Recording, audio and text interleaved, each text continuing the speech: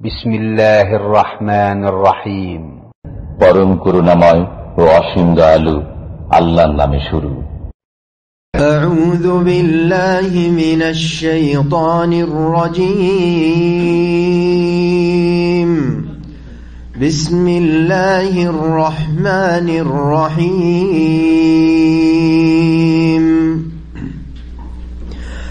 মা নানসাখ মিন আয়াতিন আও নুনসিহা না'তি বিখায়রিন মিনহা আও মিথলিহা আলাম তা'লাম আন্নাল্লাহা আলা কুল্লি শাইইন কাদির।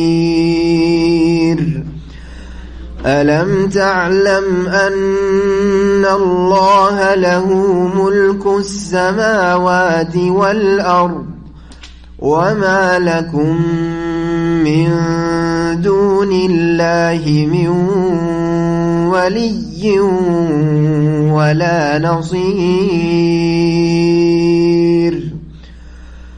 أم تريدون أن تسألوا رسولكم كما سئل موسى من قبل ومن يتبدل الكفر بالإيمان فقد ضل سواء السبيل. ود كثير من أهل الكتاب لو يردونكم من بعد إيمانكم كفارا حسدا من عند أنفسهم من بعد ما تبين لهم الحق فاعفوا واصفحوا حتى يأتي الله بأمره إن الله على كل شيء قدير. وأقيموا الصلاة وآتوا الزكاة وما تقدموا لأنفسكم من خير تجدوه عند الله إن الله بما تعملون بصير. وقالوا لن يدخل الجنة إلا من كان هودا أو نصارى تلك أمانيهم قل هاتوا برهانكم إن كنتم صادقين. بلى من أسلم وجهه لله وهو محسن فله أجره عند ربه ولا خوف عليهم ولا هم يحزنون. وقالت اليهود ليست النصارى على شيء وقالت النصارى ليست اليهود على شيء وهم يتلون الكتاب كذلك قال الذين لا يعلمون مثل قولهم فالله يحكم بينهم يوم القيامة فيما كانوا فيه يختلفون. ومن أظلم ممن منع مساجد الله أن يذكر فيها اسمه وسعى في خرابها أولئك ما كان لهم أن يدخلوها إلا خائفين لهم في الدنيا خزي ولهم في الآخرة عذاب عظيم ولله المشرق والمغرب فأينما تولوا فثم وجه الله إن الله واسع عليم وقالوا اتخذ الله ولدا سبحانه بل له ما في السماوات والأرض كل له قانتون بديع السماوات والأرض وإذا قضى أمرا فإنما يقول له كن فيكون وقال الذين لا يعلمون لولا يكلمنا الله أو تأتينا آية كذلك قال الذين من قبلهم مثل قولهم تشابهت قلوبهم قد بينا الآيات لقوم يوقنون إنا أرسلناك بالحق بشيرا ونذيرا ولا تسأل عن أصحاب الجحيم. السلام عليكم ورحمة الله وبركاته. بسم الله الرحمن الرحيم. الحمد لله رب العالمين والصلاة والسلام على سيد المرسلين نبينا محمد وعلى آله وصحبه أجمعين. أما بعد فأعوذ بالله من الشيطان الرجيم. ما ننسخ من آية أو ننسها نأتي بخير منها أو مثلها ألم تعلم أن الله على كل شيء قدير. মহান আল্লাহ সমস্ত প্রশংসা যে আল্লাহ রাব্বুল আলামিন যখন ইচ্ছা তখন যে কোনো তিনি নির্দেশ তার বান্দাদেরকে তার সৃষ্টিকে মানব জাতিকে করে থাকেন এবং যখন ইচ্ছা করেন তিনি আল্লাহ রাব্বুল আলামিন তার আদেশ নিষেধে পরিবর্তন ঘটান। সালাত এবং সালাম নাযিল প্রেমী মুহাম্মদুর রাসূলুল্লাহ সাল্লাল্লাহু আলাইহি ওয়াসাল্লামের উপর যার প্রতি কোরআন কারীম নাযিল হয়েছে তাতে কোন হুকুম এসেছে কিছু কালের জন্য আবার তা রহিত করা হয়েছে। নবী করিম সাল্লাল্লাহু আলাইহি ওয়াসাল্লামের হাদিসের ক্ষেত্রে এইরকম প্রথম জীবনে কোন হুকুম দিয়েছেন আবার কখনো তা রহিত করেছেন, নতুন কোন বিধান ওহী ভিত্তিক নিয়ে এসেছেন। আল্লাহ রাব্বুল আলামিন এর মাধ্যমে মানুষকে পরীক্ষা করে থাকেন যে মানুষ তার কুপ্রবৃত্তির অনুসারী তার মনের চাহিদা পূরণ করতে চায় না আল্লাহ রাব্বুল আলামিনের ইচ্ছা অনুযায়ী আল্লাহ যেমন পছন্দ করেন যখন যেমন আদেশ নিষেধ করেন সেইভাবে ইবাদতবন্দি করতে চায়। আমাদের সূরা বাকারার তাফসীর আজকে নবম পর্ব, আয়াত নম্বর 106 থেকে শুরু হবে। রবিউল আউয়াল মাসের আজকে 6 তারিখ 1439 হিজরি। আমরা আজকে এই তাফসীর শুরু করব এই আয়াত থেকে যে আয়াতে আল্লাহ রাব্বুল আলামিন নাসিখ এবং মানসুখের কথা, অর্থাৎ দ্বীন ইসলামের বিধানে কোরআন এবং হাদিসে রহিতের বিধান রয়েছে। আল্লাহর কোন আদেশ নিষেধ আসলো আর তারপরে সেটাকে আবার রহিত করে দেওয়া হলো, এই বিধান শরীয়তে রয়েছে। আগের উম্মতের ওপর যে কিতাবগুলি নাজিল হয়েছে আম্বিয়া রাসূলগণের উদ্দেশ্যে তাতেও ছিল আর কোরআনে কারিমেও রয়েছে। মহান আল্লাহ ইরশাদ করছেন, মা নানসাখ মিন আয়াতিন আও নুনসিহা নাতি বিখাইরিম মিনহা আও মিসলিহা।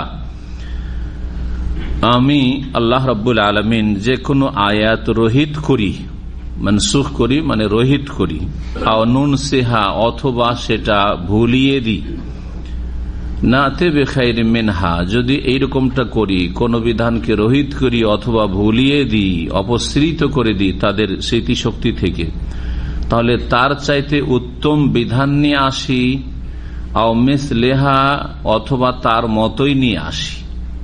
তার চাইতে উত্তম কোন আদেশ নিষেধ আল্লাহ প্রদান করেন অথবা তার মতোই অন্য কোন আদেশ নিষেধ মহান আল্লাহর পক্ষ থেকে আসে। আলম তা'লাম, তুমি কি জানো না, আন্নাল্লাহ আলা কুল্লি শাইইন কাদির, যে নিশ্চয় আল্লাহ রাব্বুল আলামিন প্রত্যেক বস্তুর প্রতি ক্ষমতাবান। আল্লাহ সর্বশক্তিমান, সবকিছুর উপর সব সময় ক্ষমতাবান। সুতরাং আল্লাহ রাব্বুল আলামিন আদেশ দেওয়ার একমাত্র অধিকার রাখেন যিনি সৃষ্টিকর্তা। আলাহুল খালক ওয়াল আমর, তার জন্য সৃষ্টি, তিনি সৃষ্টি করেছেন এবং তার সৃষ্টিকে তিনি আদেশ নিষেধ করবেন সেটা তার ইচ্ছা অনুযায়ী তাদের পরীক্ষার উদ্দেশ্যে, এবং এই ক্ষেত্রে আল্লাহ রাব্বুল আলামিন সক্ষম, আল্লাহ রাব্বুল আলামিন অপারগ নন। এই আয়াতে এই রহিতের বিধান রয়েছে। দুটি কথা আল্লাহ বলেছেন, মা নানসাখ মিন আয়া, আমি কোন আয়াতকে রহিত করি। নাসখের শাব্দিক অর্থ হচ্ছে কপি করা, কপি করা, কিন্তু এখানে নাসখের যেটা শরীয়তি পরিভাষার অর্থ সেটা হচ্ছে এক হুকুমকে সরিয়ে দিয়ে আর এক হুকুম নিয়ে আসা, বা একটি আয়াতকে সরিয়ে দিয়ে বা একটি বিধানকে সরিয়ে দিয়ে আর একটি বিধান নিয়ে আসা। নুন সেহা অথবা সেটাকে ভুলিয়ে দিই। ভুলিয়ে দেওয়ার অর্থ কি? নিশ্চয়ই দুটো কথায় পার্থক্য আছে, না হলে দুটো শব্দ আল্লাহ কেন বলবেন? অথচ কোরআন কারীম সংক্ষিপ্ত।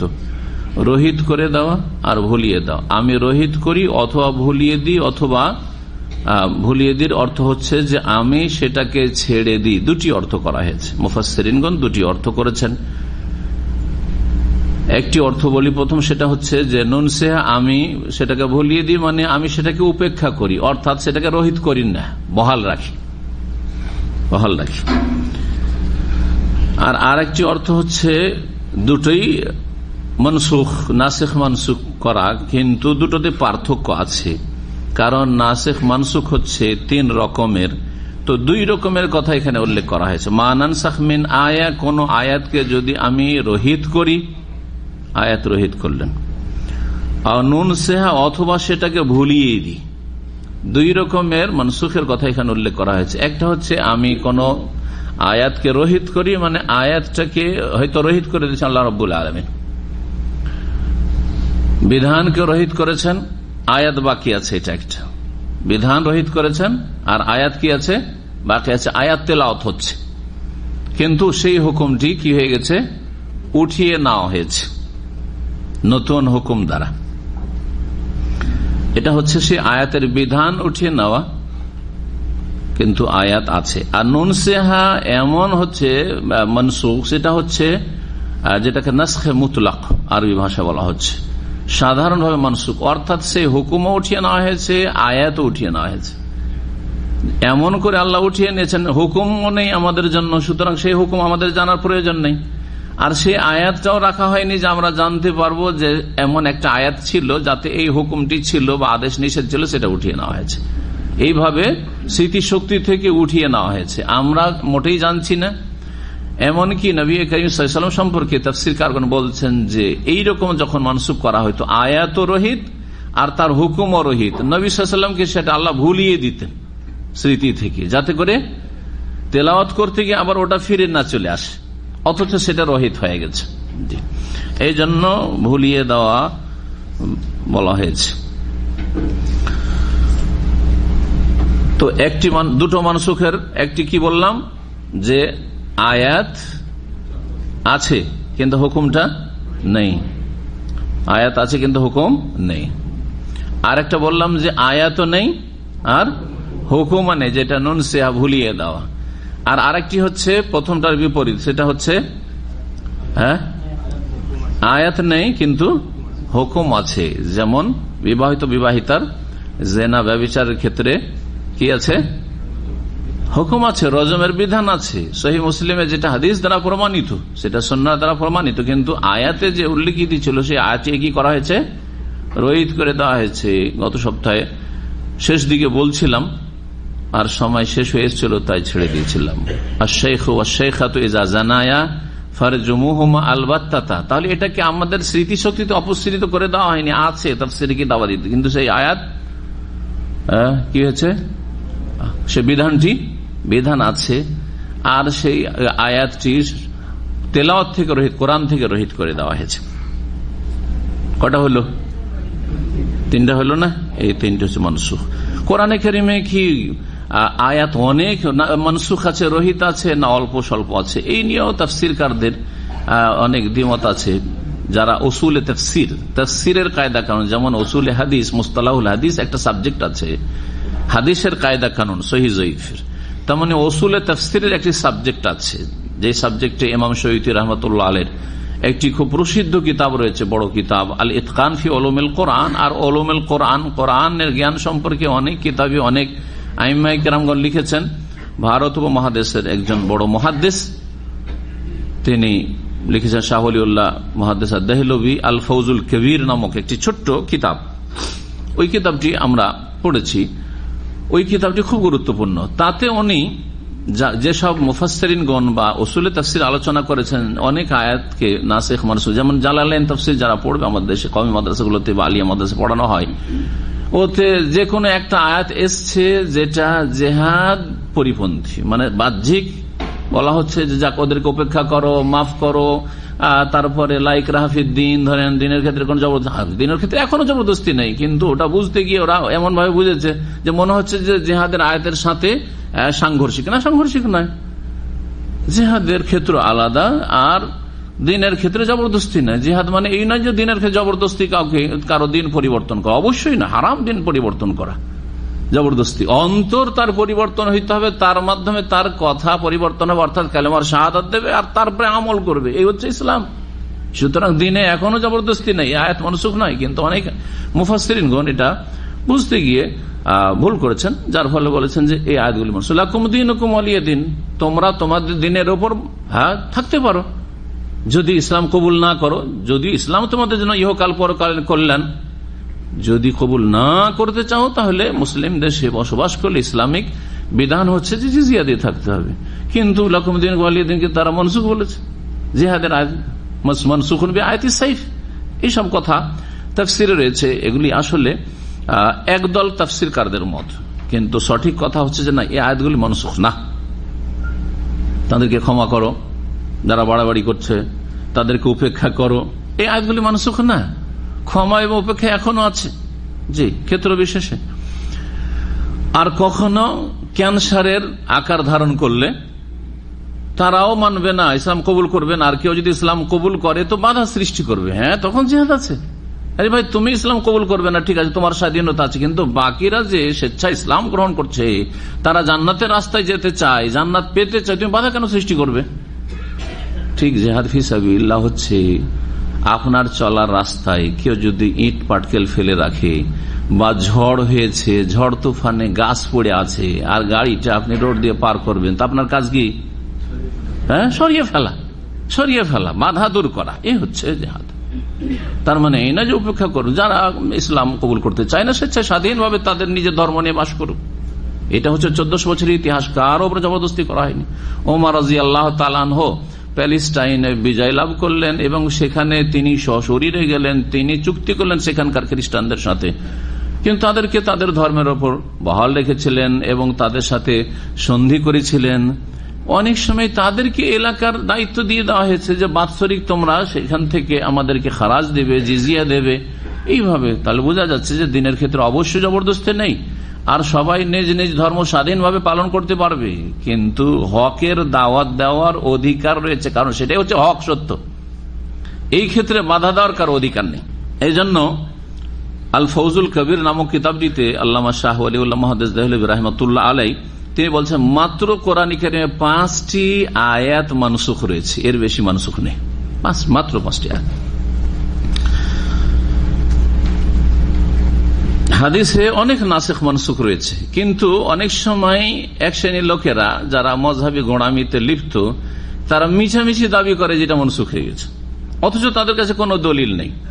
মনসুখ হওয়ার জন্য কিছু কায়দা আছে, এটা একটা, এর উপর অনেক বই লেখা হয়েছে, কিতাব লেখা হয়েছে, আহকামুন নাসিখ ওয়াল মানসুখ। সুতরাং আমার মতের উল্টা সেজন্য বলে এই হাদিসটা মনসুখ হয়ে গেছে, এই হুকুম মনসুখ হয়ে গেছে, এটা চলবে না। এটা হচ্ছে আপনার কুপ্রবৃত্তির অনুসরণ, এটা হচ্ছে আপনার মনের পূজা করা। বরং দলিল লাগবে যে এটা মনসুখ কিনা, রহিত কিনা, আগের হুকুম না পরের হুকুম। এক নম্বর দলিল যে নবী মোহাম্মদ রাসূলুল্লাহ বলে দিয়েছেন যে আমি তোমাদেরকে আগে এইটা বলতাম, এখন আর ওইটা করো না, এইটা করো। তাহলে কি বুঝলাম? আগের কথাটি রহিত মনসুখ, আর পরের কথাটি হচ্ছে নাসিখ রহিতকারী। এটা আমাদের জন্য এখন বিধান। নবী 2 নম্বর মনসুখ, যে নবী সাল্লাল্লাহু আলাইহি ওয়াসাল্লাম বলেননি, কিন্তু সাহাবীরা বলছেন যে আমরা প্রথম জীবনে এইরকম করতাম, পরবর্তীকালে এইরকম করতে বলা হয়েছে বা এইরকম করেছি। সাহাবীরা বলছেন করেছি খেয়াল খুশি না, নবীর হুকুমে করেছেন, তার ইশারা ইঙ্গিতে করেছেন। সুতরাং সাহাবীদের কথা এখানে দলিল যে এটা আগের হুকুম ছিল মনসুখ, পরে আমরা এইরকম করেছি দিনের ক্ষেত্রে বা আমলের ক্ষেত্রে, সুতরাং পরেরটা হচ্ছে নাসিখ। তৃতীয় নাসিখ মনসুখের স্তর হচ্ছে যে ইতিহাস দ্বারা, আপনার তারিখ ইতিহাস দ্বারা প্রমাণিত যে নবী সাল্লাল্লাহু আলাইহি ওয়াসাল্লামের প্রথম যুগের আমল ছিল এটা, মক্কায় ওইটা আমল ছিল, মদিনায় এই আমল করেছেন। হ্যাঁ, জি হ্যাঁ। যেমন জিহাদের ক্ষেত্রে মক্কায় অস্ত্র ধরা নিষেধ ছিল, মার খেয়ে থাকো, মরে যাও, মারছে, তারপরেও একটু ধাক্কাও দিবে না কোন কাফেরকে।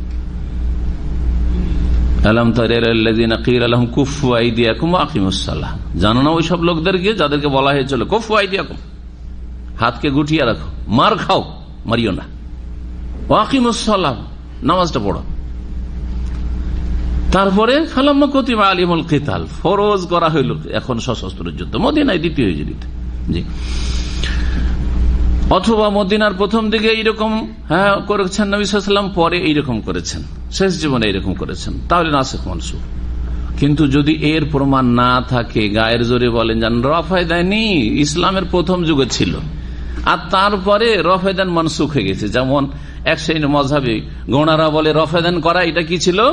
মনসুখ, আগের হুকুম, আর রফায়দান করতে হবে না, হাতকে একবারে বাস প্রথম রফায়দান, আল্লাহু আকবার, তাকবীরে তাহমিদ, আর নাই রফায়দান। এই যে দাবি নাসিখ মানসুখের, এটা হচ্ছে মিছা দাবি। এটা যদি আমি বলি তাহলে বলবেন যে আপনার যেহেতু এর সাথে ভিন্ন মত আছে, তাই না? হানাফি মুহাদ্দিসের কথা বলি, হানাফিদের যে কয়েকজন মুহাদ্দিস আছেন তাদের মধ্যে বড় একজন মুহাদ্দিস হচ্ছেন ইমাম সিন্দি। ইমাম সিন্দি যিনি মদিনার মুহাদ্দিস ছিলেন এবং তিনি হানাফি মাযহাবের বড় ইমাম ছিলেন। নাসাইর তিনি টিকা লিখেছেন, হাসিয়া লিখেছেন। ভারত, পাকিস্তান, বাংলাদেশ যে নাসাই পাওয়া যায়, সোনা নাসাই, তার হাসিয়া টিকা হচ্ছে তার লিখা। তাতে তিনি বলছেন যে দাওয়া নাসখে বাতিলুন, যারা বলে যে রাফুল ইয়াদাইন মনসুখ হয়ে গেছে দাবি করে, তাদের কথাটি বাতিল। মানে যারা বলে রফায়দান নেই তাদের কথাটি কি বাতিল, মিথ্যা। তাহলে আমি কি বেশি বললাম না ওদের কথা হক কথারই তুলে ধরলাম? লুকিয়ে রেখেছেন, গোপন রেখেছেন, বাতিল কথা যে রফায়দান মান। বরং নবী এর বিপরীত প্রমাণিত যে নবী সাল্লাল্লাহু আলাইহি ওয়াসাল্লাম হাত্তা ফারাকাত দুনিয়া, দুনিয়া থেকে বিদায় হওয়া পর্যন্ত রফায়দান করে সালাত আদায় করেছেন, রুকুতে যাওয়ার সময়, রুকু থেকে ওঠার সময় এবং প্রথম তাশাহুদ থেকে উঠি। জি, আল্লাহু আকবার। সুতরাং এটা হচ্ছে সহিহ সুন্নাহ। আপনি যত এই সুন্নাত ছাড়ছেন আপনার নেকি কমছে। জানার পরে যদি অবজ্ঞা করেন, আপনি যদি অগ্রাহ্য করেন, তাহলে আপনি আরো ক্ষতিগ্রস্ত। তারপরে আমরা আলোচনায় আসি। মহান আল্লাহ ইরশাদ করেছেন, আলাম তাআলাম, হে মানুষ তুমি কি জানো না, আন্নাল্লাহা লাহু মুলকুস সামাওয়াতি ওয়াল আরদ, যে আল্লাহ হচ্ছেন আকাশ সমূহ এবং জমিনের মালিক। আল্লাহর জন্যই রয়েছে আকাশ সমূহ এবং পৃথিবীর আধিপত্য বা মালিকানা, সার্বভৌমত্ব।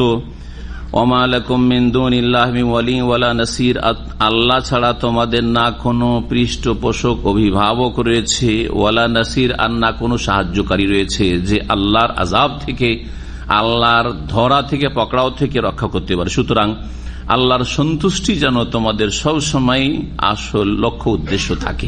আল্লাহ যদি রাজি হয়ে যান, কোন শক্তি কিছুই বাঁকা করতে পারবে না। আল্লাহকে রাজি করাটাই যেন আপনার আমার মেন টার্গেট হয়। আম তুরিদুনা আন তাসআলু রাসূলাকুম কামা সুইলা মূসা মিন ক্বাবল ওয়া মান ইয়াতাবাদ্দালিল কুফরা বিল ঈমানি ফাকাদ দাল্লা সাওয়া'আস সাবিল। আল্লাহ রাব্বুল আলামিন এই আয়াতে অনার্থক বিনা কাজে বেশি বেশি প্রশ্ন করা লোকদের নিন্দা করেছেন। এটা হচ্ছে ইহুদিদের খারাপ চরিত্র, পূর্ব যুগের বিভিন্ন জাতির খারাপ চরিত্র। আল্লাহ রাব্বুল আলামিন সতর্ক করেছেন সেই রাস্তা থেকে, তাদের ভুল রাস্তা, ভুল আচরণ থেকে। কিন্তু যখন প্রয়োজন হবে বা যেই ক্ষেত্রে প্রয়োজন অবশ্যই জিজ্ঞেস করতে হবে। অবশ্যই কি করতে হবে? জিজ্ঞেস করতে হবে। কারণ আল্লাহ কোরআন আবার জিজ্ঞাসাও করতে বলছেন, আবার বেশি বেশি জিজ্ঞেস করতে নিষেধও করছেন। দুটোর সমন্বয় তো হইতে হবে। আল্লাহ বলছেন ফাসআলু আহলা যিকরি ইন কুনতুম লা তা'লামুন, তোমরা জ্ঞানীদেরকে, আলেমদেরকে, উপদেশওয়ালাদেরকে, মানে কোরআন সুন্নাহর জিকির হচ্ছে কোরআন এবং হাদিস, কোরআন এবং হাদিসের যারা পণ্ডিত জ্ঞানী তাদেরকে জিজ্ঞেস করে নাও। ইন কুনতুম লা তা'লামুন, তোমাদের যদি জানা না থাকে। নবী সাল্লাল্লাহু আলাইহি ওয়াসাল্লাম বলছেন যে লোক না জেনে ফতোয়া দিয়েছিল অনুমান ভিত্তিক, আর লোক চার কে গোসল করিয়ে দিয়েছিল, অথচ মাথা জখম হয়েছে, অসুস্থ হয়ে মারা গেল পানি ধরে, সেই অসুস্থ হয়ে নবী সাল্লাল্লাহু আলাইহি ওয়াসাল্লাম কাতালাহুল্লাহ, এই লোক খুন করেছে কে এই ভুল ফতোয়া দিয়ে, আল্লাহ যেন সর্বনাশ করে ওই লোকের। ইন্নামা শিফাউল ইয়্যাস সাওয়াল, অজ্ঞতার চিকিৎসা হচ্ছে জিজ্ঞাসা করে নাও। জানছেন না, লজ্জা করবেন বা জানার গরজ করবেন না, মহাবিপদে দুনিয়া আখিরাতে পড়বেন। আপনার অজ্ঞতার এলাজ, চিকিৎসাই হচ্ছে, ট্রিটমেন্ট হচ্ছে সওয়াল, জিজ্ঞেস করে নেওয়া। তো আল্লাহ বেশ কিছু আয়াতে কোরআন কারীমে কি করতে বলেছেন? না জানা থাকলে প্রয়োজনের বিষয়গুলি, আকীদা, ইবাদত, আখলাক, হালাল হারাম, একটা ব্যবসা করতে যাচ্ছেন দ্বিধাদ্বন্দ্ব, একটা কাজ করতে যাচ্ছেন দ্বিধাদ্বন্দ্ব, ঠিক হবে হবে না, একটা কথা বলতে যাচ্ছেন কথাটা বলা ঠিক হবে শরীয়তে হবে না, জিজ্ঞেস করতে হবে আপনার না জানা থাকলে। একটা কদম বাড়ানো চলবে না না জেনে, হ্যাঁ, একটা আকীদা রাখা যাবে না না জেনে। আপনি জানছেন না, দেখা দেখি ঈদে মিলাদুন্নবী করছেন, দেখা দেখি করবেন, জানবেন না দলিল যে মিলাদুন্নবী অনুসরণ করেছেন, 4 খলিফা করেছেন, 4 ইমাম আবু হানিফা, শাফি, মালিক, আহমদ করেছেন, কিছুই জানবেন না, বাস সবাই করছে, আমি কি করব? চলবে? অবশ্যই জানতে হবে আপনাকে এটা সুন্নাহ না বিদআত। তাহলে জিজ্ঞাসাও করতে হবে যেগুলি প্রয়োজন। বললাম যে আকীদা, ইবাদত, আখলাক, হালাল হারাম, করণীয় বর্জনীয় জানতে হবে। বিনা কাজে প্রশ্ন যদি হয় এরকম, আমাদের গ্রামে একটা এরকম ঘটনা ঘটেছে, ও আপনাকে জিজ্ঞাসা করতে বলেনি, হ্যাঁ, যে আমার একটু মশলাটা সলভ করে দেবেন, হ্যাঁ, জিজ্ঞাসা করছেন এইরকম হয়েছে একটা ঘটনা, এর জবাব কি ফতোয়া কি হবে? না, এইরকম প্রশ্ন করা ঠিক হবে না। কারণ আপনি তখন মুফতি সাজবেন। একটু বড়র কাছ থেকে জানলেন, আর জানার পরে ফতোয়া দিতে গিয়ে 9কে 6 নয় 6কে 9 করে দিলেন। আমি বললাম একরকম করে, আপনি আর একরকম করে সাজিয়ে বললেন। এ একটা কথার জন্য হুকুমে পার্থক্য হয়ে গেল। এইরকম বহু অন্যায় কাজ এক শ্রেণীর এই ছোটখাটো মুফতিগুলি করছে, ফেসবুকের মুফতি আর হোয়াটসঅ্যাপ মুফতিগুলি এইরকম করে দিচ্ছে। কিন্তু মানে কোন ওস্তাদের কাছ থেকে শুনেছে, ও তিনি হয়তো বলেছেন একটা এমন শব্দ দিয়ে যেটাতে একটা শর্ত লাগানো আছে, একটা শব্দে একটা শর্ত আছে, ওই শর্তটাকে উড়িয়ে দিলে অন্যরকম হুকুম হয়ে যাবে। ক্রিকেট খেলা যাবে কিনা, দেখা যাবে কিনা, বললাম যে শর্ত সাপেক্ষ জায়েজ হতে পারে, সেগুলো শেখ জায়েজ বলেছে। আরে শর্ত সাপেক্ষ বাদ দিয়ে দিলেন যে একাধিক শর্ত হইতে পারে, কোনটার একটা শর্ত হইতে, কোনটার কয়েকটা শর্ত হইতে পারে। বোঝা গেছে কিনা? মহিলারা একাকার না হয়, নামাজের সময় খেলা না হয়, রান খোলা রানের দিকে তাকাচ্ছেন এরকম না হয়, কত শর্ত রয়েছে, আপনি দিলেন জায়েজ করে আমার কথা শুনে। তাহলে আপনাকে ফতোয়াদের ক্ষেত্রে খেয়াল রাখতে হবে যে আমি যে কন্ডিশনগুলি বলছি বা যেদিকে ইঙ্গিত করছি, আপনি কি আমার ভাষাটা বুঝছেন? হুবহু নকল করেন আমার আওয়াজে, ঠিক আছে, আমার পড়ে শোনান, কিন্তু আপনি নিজে ওটাকে সাজিয়া বলতে গিয়ে গোলমাল করে দিচ্ছেন। যে এইরকম প্রশ্ন করা যাবে না, যদিও সেগুলো আকীদা মাসলা মাসাইলের প্রশ্ন, হ্যাঁ, তারপরে আপনি প্রশ্ন করে আবার আরেকজনকে ফতোয়া দেওয়ার প্রস্তুতি নিচ্ছেন, এরকম করবেন না। আর যদি এইরকম না হয় বিনা কাজের প্রশ্ন, কার কয়টা ছেলে মেয়ে, লাভ আছে নাকি? লাভ আছে? কিচ্ছু লাভ নেই। হ্যাঁ, আপনাদের যদি জানি আমি যে কার কয়টা ছেলে মেয়ে, কোনো লাভ আছে বিশেষ? আপনার বেশি হইলে বা লাভ কি আমার, আর কম হইলে লাভ কি? তাহলে এই ধরনের প্রশ্ন সময় নষ্ট করা, কার কেমন ইত্যাদি, হ্যাঁ, স্ত্রী কার কেমন না, ছেলেমেয়েরা কার ছেলেমেয়েরা কি করে, কে কোন দেশে বাস করে, কে কোন ডিস্ট্রিক্টে বাস করে, এমন কোন লাভ নেই। আল্লাহ যেখানে যাকে পয়দা করে সেখানে সে বাস করে, কোনো লাভ নেই। একটা লোক সারা জীবন যদি না জানে সে কোথাকার, কিন্তু জানেন যে সহি আকীদার লোক, সে দিনের খেদমত করে, সে আমার সাথে একমত, আলহামদুলিল্লাহ, তার সাথে আমার সম্পর্ক। এইরকম বহু প্রশ্ন রয়েছে যে ফালতু প্রশ্নগুলি করে অথচ ফরজগুলি করে না। কথা বোঝা গেছে?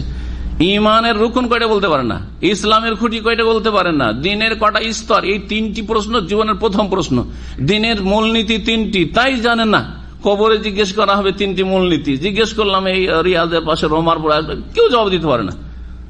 সহজ করতে করতে গিয়ে যখন বলে দেওয়া হলো যে কবরে যে প্রশ্ন করা হবে, তখন 1-2টা হাত উঠলো। আর তার আগে 3টি মূলনীতি সম্পর্কে বলেন তো কিচ্ছু জানে না। আর জিজ্ঞাসা করবে আব্দুল কাদের জিলানী, হ্যাঁ, কত বড় পীর সাহেব ছিলেন, হ্যাঁ, তার কাছ থেকে কি পেতে পারি? আর কি পেতে পারেন তার কাছ থেকে? তিনি তার নিয়ে যাবেন, আপনাকে আপনার নিয়ে যেতে হবে। হ্যাঁ, তার অনুসরণ করবেন, তার আগে আপনি নবী সাল্লাল্লাহু আলাইহি ওয়াসাল্লাম অনুসরণ করেন। কারণ জিলানীকে আল্লাহ অনুসরণের জন্য পাঠাননি, অনুসরণের জন্য কাকে পাঠিয়েছেন? আদর্শকে, আদর্শ রাসূলুল্লাহ। রাসূলুল্লাহ সাল্লাল্লাহু আলাইহি ওয়াসাল্লাম আদর্শ, পরে 4 খলিফা আদর্শ, তারপরে সাহাবায়ে কেরাম আদর্শ, তারপরে আইম্মায়ে কেরাম আবু হানিফা, শাফি, মালিক, আহমদ অনেক আগে জিলানী আর চিশতির চাইতে। তো গৌসে পাক আর খাজা বাবার নাম আসছে, অথচ আবু হানিফার নাম আসছে না। তার আগে আবু বকর, ওমর, উসমান, আলীর নাম আসছে না কেন? তার আগে রাসূলুল্লাহ সাল্লাল্লাহু আলাইহি ওয়াসাল্লাম নাম কেন আসছে না আপনার জীবনে? জিজ্ঞাসাবাদ করবেন এমন যেই সম্পর্কে আপনার প্রয়োজন আছে। এর আগে অনেকবারই বলেছি, একটা লোক এসে জিজ্ঞেস করলো, ইয়া রাসূলুল্লাহ, যদি কেউ তার স্ত্রীর কাছে বেগানা পুরুষকে পেয়ে যায় কি করবে? খুন করতে পারবে কি পারবে না? প্রশ্ন করা যায়? যতক্ষণ না ঘটেছে জিজ্ঞেস করবেন না। ঘটেনি এমনি যে যদি সাপোজ এরকম হয় ধরে নেন, এই ধরে নেন প্রশ্ন চলবে না। এই প্রশ্ন করলে বালা মুসিবত আসতে পারে, আবার যা জিজ্ঞাসা করেন সেটাই ঘটে যেতে পারে। জি, আল্লাহ রাব্বানা বলছেন, আম তুরিদুন আন তাসআলু রাসূলাকুম, তোমরা কি চাও যে তোমাদের রাসূল সাল্লাল্লাহু আলাইহি সাল্লামকে জিজ্ঞেস করবে? কামা সুইলা মূসা মিন ক্বাবলু, যেমন মূসা আলাইহিস সালামকে জিজ্ঞাসা করা হয়েছে বনি ইসরাইলদের পক্ষ থেকে ইতিপূর্বে। আরে ওই চরিত্র তোমাদের ইহুদিদের চরিত্র। আল্লাহ বলেন গরু জবাই করো, এত প্রশ্নের কি? জবাই করে দাও। গরুটার রং কি, বয়স কি, দেখতে কেমন হবে, নাও মুসিবত নাও, হলুদ খুঁজে নিয়ে এসো। চাষও লাগানো হয়নি, বুড়ো হইলেও চলবে না, একেবারে কচি হইলেও চলবে না, কোথায় পাবে? তো মূসা আলাইহিস সালামের কওম বনি ইসরায়েলের বদ চরিত্র হচ্ছে যে অনার্থক অসার প্রশ্ন করা। এইরকম তোমাদের চরিত্র না হয়। নবী সাল্লাল্লাহু আলাইহি ওয়াসাল্লাম বলেছেন যে তোমরা বেশি বেশি প্রশ্ন করা থেকে বেঁচে থাকবে। ফাইন্নামা আহলাকা মান কানা ক্বাবলাকুম কাসরাতু সওয়ালিহিম ওয়া ইখতিলাফু আলা আমবিয়াহিম, তোমাদের পূর্বের জাতিদেরকে ধ্বংস করা হয়েছে, সর্বনাশ করা হয়েছে, দুনিয়া আখিরাত বরবাদ হয়েছে বেশি বেশি জিজ্ঞাসাবাদ করার জন্য এবং তাদের নবীর সাথে বিরোধ সৃষ্টি করার জন্য। নবী বলছেন এদিকে যাও, এদিকে যাচ্ছে, ওইদিকে যাচ্ছে। তোমরা যদি ওই কাজ করো, নবীর রাস্তা না ধরো, হ্যাঁ, অন্য কোন আদর্শের রাস্তা ধরো, মতবাদের রাস্তা ধরো, আর এই সুফিয়ানা রাস্তা ধরো, পীর মুরিদির রাস্তা ধরো, বরবাদ হবে। ওই রকম বেশি বেশি জিজ্ঞাসাবাদ যদি করো, বিনা কাজে ধ্বংস হবে। দুটো ধ্বংসের কারণ, একটা হচ্ছে নবীর রাস্তা ছেড়ে দেওয়া, আর আরেকটা হচ্ছে বেশি বেশি অনর্থক প্রশ্ন করা। ওমাইয়াতাবাদদালিল কুফরা বিল ঈমান, আর যারাই ঈমানের বিনিময়ে কুফরি ক্রয় করবে বা ঈমানকে কুফরির সাথে পরিবর্তন করবে, ঈমানকে বিক্রি করে দিল, কুফরি খরিদ করলো। হ্যাঁ, তৌহিদ জন্মসূত্রে আপনি মুসলিম তৌহিদ পেয়েছিলেন, আপনি তৌহিদকে বিক্রি করে মাজার পূজা, পীর পূজা খরিদ করে নিলেন। জন্মসূত্রে আপনি নবীর তরিকা পেয়েছিলেন, সুন্নতের অনুসারী হওয়া উচিত ছিল, তা না করে আপনার ধর্মকর্মই হচ্ছে আপনার বিদআত করা। হ্যাঁ, মাসিক যতগুলি বিদআত রয়েছে, মাসের মাস রবিউল আউয়ালে মিলাদুন নবী করলেন, হ্যাঁ, কখনো ফাতিহা দুয়াজদাহাম, কখনো ফাতিহা ইয়াজদাহাম, ফার্সির বিদআত করে যাচ্ছেন আপনি। হ্যাঁ, কারো জন্মবার্ষিকী, কারো মৃত্যুবার্ষিকী, হ্যাঁ, শবে বরাতে হালুয়া রুটি, না শবে কাদার, লাইলাতুল কাদার যথেষ্ট হইল না নবীর আদর্শ আপনার? জি, নবী করিম সাল্লাল্লাহু আলাইহি ওয়াসাল্লামের নাম আসলে সব সময় দুরূদ পড়বেন, এটা যথেষ্ট হইল না। তৌফিক আপনাকে হইল না, আপনার হুজুরদের হইল না। নবী পাক বলেছেন, হুজুরে পাক বলেছেন, সাল্লাল্লাহু আলাইহি ওয়াসাল্লাম বলার তৌফিক হয় না। আর 12 রবিউল আউয়ালে আমরা ঈদে মিলাদুন নবী করে নবীর হক আদায় করব বিদআত করে না। জি, ওমাইয়াতাবাদদালিল কুফরা বিল ঈমান, যারা ঈমানের বদলে কি নেবে? কুফরি, শিরক, সুন্নাহর বদলে বিদআত নেবে, তাদের সম্পর্কে আল্লাহ বলছেন ফাকাদ দাল্লা সাওয়া'আস সাবিল, তারা নিঃসন্দেহে সঠিক পথ হতে বিভ্রান্তির শিকার হবে, বিভ্রান্ত হবে জান্নাতের রাস্তা থেকে। ওয়াদ্দা কাসীরুম মিন আহলিল কিতাব, কিতাবধারীরা, ইহুদি এবং খ্রিস্টান কিতাবধারী যারা তাওরাত ইনজিলের অনুসরণের দাবিদার, যে আমরা ওই সব নবীর উম্মত, ওই সব কিতাব মানি, তাদের অনেকে পছন্দ করে। আল্লাহ বলছে ওয়াদ্দা মানে পছন্দ করে। লাউ ইয়ারুদ্দুনাকুম মিন বাদি ঈমানিকুম, যদি তারা তোমাদের ঈমান ইসলামের পরে তোমাদেরকে ফিরিয়ে নিতে পারে, অর্থাৎ মুসলিমকে যদি খ্রিস্টান বানাইতে পারে, খ্রিস্টান মিশনারিগুলি পৃথিবীতে এনজিও, ওদের এনজিওতে কোনো বাধা নেই, এমনকি মুসলিম দেশেও কাফেরদের এনজিওতে কোনো বাধা নিষেধ নেই, অসংখ্য এনজিও। কিন্তু মুসলিম এনজিও না, না না, মুসলিম এনজিও আবার সন্ত্রাস ছড়াচ্ছে, হ্যাঁ, সন্ত্রাসের আশঙ্কা আছে, সুতরাং মুসলিম এনজিও বন্ধ করা। বর্তমান পরিস্থিতিটা ঠিক ওই রকম চলছে, জি। অথচ যদি এনজিও কাজ করে আর সমান সমান অধিকারও যদি বিশ্বাসী হন, তাহলে ঠিক আছে, ওদের এনজিও কাজ করছে, বাতিলের প্রচার করছে, আমরা হকের প্রচার করছি, কেন বাধা আসবে? বাতিলের প্রচারের যদি অধিকার হয়, হ্যাঁ, বাতিলের শিক্ষা দেওয়ার অধিকার থাকে, তো হক শিখাবার, সত্য শিখাবার বেশি অধিকার আছে। কিন্তু না, জোরজার মুলুকদার। আল্লাহ বলছেন যে অনেক কিতাবধারীরা অর্থাৎ ইহুদি খ্রিস্টানরা পছন্দ করে, চায় তারা যে তোমাদেরকে তোমাদের ঈমান ইসলামের পরে অর্থাৎ মুসলিম হওয়ার পরে তোমাদেরকে যদি ফিরিয়ে নিতে পারে। কেন ফিরিয়ে নিতে পারে? এই আকাঙ্ক্ষা তাদের কেন? এই চেষ্টা কেন? ব্যর্থ চেষ্টা। কুফারান, কোন দিকে ফিরিয়ে নিতে পারে? কাফের করে ফিরিয়ে নিতে পারে। ইয়ারুদ্দুনাকুম লাউ ইয়ারুদ্দুনাকুম মিন বাদি ঈমানিকুম কুফারা, তোমাদেরকে আবার কাফের বানিয়ে দিতে পারে যদি এই চেষ্টা করে। কি জন্য? হাসাদাম মিন ইনদি আনফুসিহিম, তাদের হিংসামূলক মনোভাবের জন্য। হিংসা, তাদের সংখ্যা বাড়বে কেন? সুতরাং পরিবার পরিকল্পনা, ছেলে মেয়ে বেশি নিতে হবে না, ছেলে নেন মেয়ে নেন, দুটো নেন, শুধু মুসলিম দেশে, শুধু মুসলিম দেশে এসব প্রচার অপপ্রচার আর এসব গুমরাহি। কাফের দেশে এসব কিচ্ছু নেই, বরং তারা উৎসাহিত করছে বেশি বেশি বাচ্চা না হলে দেশ তো বিরান হয়ে যাবে। হ্যাঁ, বিবাহ করছে, লিভ টুগেদার করছে, বাচ্চাই নিতে চায় না, শুধু আইয়াসি করছে, হারাম ভোগ বিলাস করছে, ছেলে মেয়ে নিতে চায় না, তো জেনারেশন শেষ হয়ে যাবে তাদের। বাইরে থেকে তখন শিক্ষিত শিক্ষিত লোকদের বলছে তোমরা আসো আমাদের দেশটা আবাদ করো, কথা বলছে, তাদেরকে নাগরিকত্ব দিয়ে। বুঝছেন না এগুলো কথা? কিন্তু মুসলিমদের তোমরা কি করে খাবে, তোমাদের জমি তো বাড়ছে না, বোকা বুঝাচ্ছে আপনাদেরকে। জমি কি আর বাড়ছে না? জমি তো বাড়ছে না, সুতরাং তোমরা বাচ্চা বেশি নিলে কোথায় খেতে পাবে? তোমার বাপের কাছে ছিল 50 বিঘা, দাদার কাছে, তোমার কাছে 2 বিঘা জমি নেই, খাবে কোত্থেকে? জমি দিয়ে খাওয়া বোঝাচ্ছে। আজকাল জমি দিয়ে মানুষ খেতে পায় না, তা তো বুঝতে পারছেন। তাহলে না কোরআনে বা হাদিসের দলিলে তারা পারবে না যুক্তিতে পারবে। জি হ্যাঁ, যখন যখন আল্লাহ মানুষ পাঠাচ্ছেন তেমন তাদের রুজি রোজগারের ব্যবস্থা করছেন, রাস্তাও বহু খুলে দিচ্ছেন।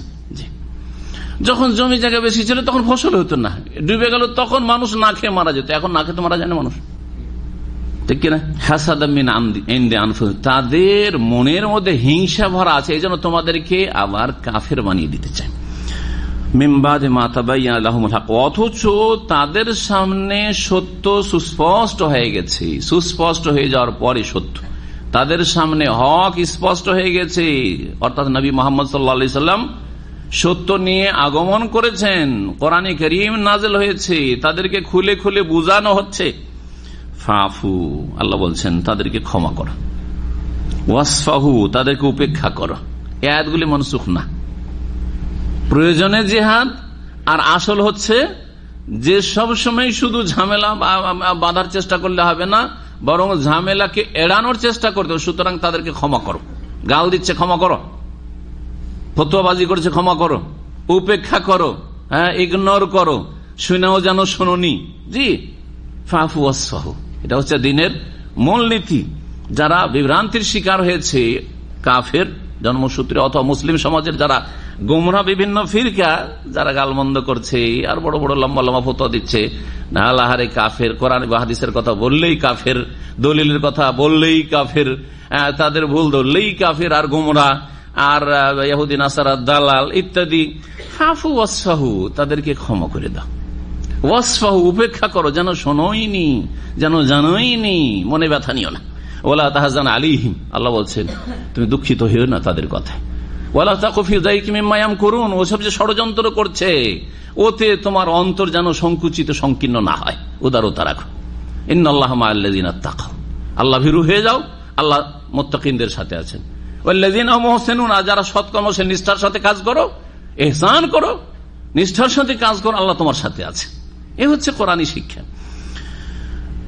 মহান আল্লাহ তারপরে বলছেন হাত্তা ইয়াতি আল্লাহু বিআমরি ফাফু ওয়াসফাহু, সুতরাং তাদেরকে ক্ষমা করো, ওয়াসফাহু, তাদেরকে উপেক্ষা করো, হাত্তা ইয়াতি আল্লাহু বিআমরি, যতক্ষণ আল্লাহর আদেশ না আসে, আল্লাহর আদেশ আসা পর্যন্ত, তার মানে আল্লাহর ইচ্ছা পর্যন্ত। আল্লাহ চাইলে দুনিয়ায় ধরবেন তাদেরকে, অথবা আল্লাহ চাইলে তাদেরকে হেদায়েত করবেন, আর না হলে আল্লাহ রাব্বুল আলামিন পাকড়াও করবেন, মরণের পরে ধরবেন। যেভাবে আল্লাহ ধরতে চান আল্লাহ হিসাব নেবেন, আল্লাহর জন্য ছেড়ে দাও। ইন্নাল্লাহা আলা কুল্লি শাইইন কাদির, নিশ্চয় আল্লাহ রাব্বুল আলামিন সবকিছুর ক্ষমতাবান। ওয়া আকিমুস সালাতা, আর তোমরা নিজের কাজ করো। মুখ্য উদ্দেশ্য হচ্ছে তাওহীদের পরে, লা ইলাহা ইল্লাল্লাহর পরে, রিসালাত মুহাম্মদুর রাসূলুল্লাহ শাহাদাতের পরে নিজের আত্মার পরিশুদ্ধি, তাজকিয়া, আত্মাকে পবিত্র করা। আর সেটার প্রথম স্টেপ হচ্ছে, প্রথম ধাপ হচ্ছে 5 ওয়াক্ত নামাজ পড়া। 5 ওয়াক্ত নামাজ না পড়ে কখনো আত্মার পরিশুদ্ধি হতে পারে না, তাজকিয়া নফস হতে পারে না, কখনো নিষ্ঠাবান মানুষ হতে পারে না বেনামাজি, আধা নামাজি। আল্লাহর এই 5 ওয়াক্ত নামাজের ফরজ যদি কেউ না আদায় করে, কখনো তার মধ্যে সততা আসতে পারে না। যে আল্লাহর সাথে খেয়ানত করে সে মানুষের সাথে যে কোনো সময় খেয়ানত করতে পারে 3টা পয়সার জন্য। ওয়াকিমুস সালাতা, সুতরাং তোমরা নামাজ কায়েম করো। ওয়া আতুজ যাকাতা, এবং যাকাত প্রদান করো। ওয়া তুকাদ্দিমু লিআনফুসিকুম মিন খাইরিন তাজিদুহু ইনদাল্লাহ, আর যা কিছুই তোমরা কল্যাণমূলক অগ্রিম প্রেরণ করবে তোমাদের জন্য, তাজিদুহু ইনদাল্লাহ, তা আল্লাহর কাছে পাবে, বরং উত্তম রূপে পাবে। অন্য আয়াতে রয়েছে তাজিদুহু ইনদাল্লাহি ওয়া খাইরান ওয়া আযাম আজরা, সূরা মুজাম্মিল। আল্লাহর কাছে সেটা উৎকৃষ্ট রূপে পাবে, 1 করবে 10 গুণ পাবে, 700 গুণ পাবে, আযম আজরা, মহাপুরস্কারের আকারে পাবে। খাইরান, দুনিয়া এবং আখিরাত, দুনিয়ায় কিছু করলে দুনিয়া আখিরাত দুই জগতেই তুমি পাবে। ইন্নাল্লাহা বিমা তা'মালুনা বাসীর, কারণ আল্লাহ রাব্বুল আলামিন তোমরা যা কিছু করো সে সম্পর্কে সবকিছু দেখেন, বাসীর, সর্বদ্রষ্টা।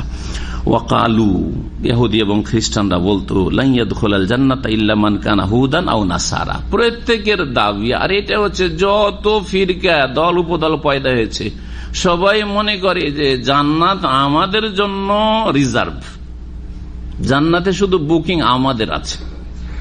কথা বোঝা গেছে? এটাও ইহুদি এবং খ্রিস্টানদের চরিত্র, তাদেরই অনুকরণ, তাদের সাদৃশ্য পোষণ করা। বলছেন আল্লাহ রাব্বুল আলামিন, ওয়াকালু, ইহুদিরা বলতো যে লা ইয়াদখুলাল জান্নাতা ইল্লা মান কানা হুদান, ইহুদি ছাড়া কেউ জান্নাতে যাবে না। আর খ্রিস্টানরা বলতো লা ইয়াদখুলাল জান্নাতা ইল্লা মান কানা নাসারা। দুটোকে একসাথে মিলিয়ে আল্লাহ বলছেন যে ইহুদি খ্রিস্টান দুটোই হচ্ছে গোমরা জাতি, আর দুই দলই এই দাবি করত। কি দাবি? যে লা ইয়াদখুলাল জান্নাহ, জান্নাতে কোশ্চিন কালো কেউ যাবে না, ইল্লা মান কানা হুদান, তবে যারা ইহুদি তারা যাবে, এটা ইহুদিরা বলতো। আর নাসারা আর খ্রিস্টানরা বলতো যে যারা একমাত্র খ্রিস্টান তারাই হচ্ছে হকপন্থী, তারাই যাবে। তিলকা আমানিয়ুহুম, আল্লাহ বলছে এটা তাদের আকাঙ্ক্ষা মাত্র। এ হচ্ছে তাদের আমানি, উমনিয়াতের বহু বচন, মনের কামনা বাসনা শুধু, তার বাস্তবতা কিছু নেই। মনের উচ্চ আকাঙ্ক্ষা, যেটা অবাস্তব। তিলকা আমানিয়ুহুম, যদি মানুষ আশা করে তো আশা অনুযায়ী কাজ হইতে হবে, হবে কি হবে না? তোমাদের কাজ তো উল্টো দিকে, জাহান্নামের দিকে। তোমাদের কিতাবে ভবিষ্যৎবাণী রয়েছে, প্রত্যেক নবী তোমাদের বলেছেন শেষ নবীর কথা, খাতামুর রাসূলের কথা, কেন মানলে না? কেন মুহাম্মদুর রাসূলুল্লাহর শাহাদাত দিলে না? জি, তাহলে কাজ হচ্ছে উল্টো। কোরআনকে, আসমানি কিতাবকে অস্বীকার করলে তোমরা কোরআনে কারীমকে, মুসলিমরা তো তাওরাত ইনজিলকে আসমানি কিতাব বলতে অস্বীকার করে না, বরং প্রত্যেকটার প্রতি ঈমান রাখে যে কোরআনে কারীম যেমন আসমানি কিতাব, তেমন তাওরাত ইনজিল জবুর আসমানি কিতাব। মুসলিমরা শুধু মোহাম্মদ রসুল্লাহর প্রতি ঈমান রাখে না, সমস্ত নবী রসুলগণের প্রতি ঈমান রাখে। লা নুফাররিকু বাইনা আহাদিম মির রুসুলি, কখনো নবী রসুলের পার্থক্য করি না। তোমরা কেন এই পার্থক্য করলে?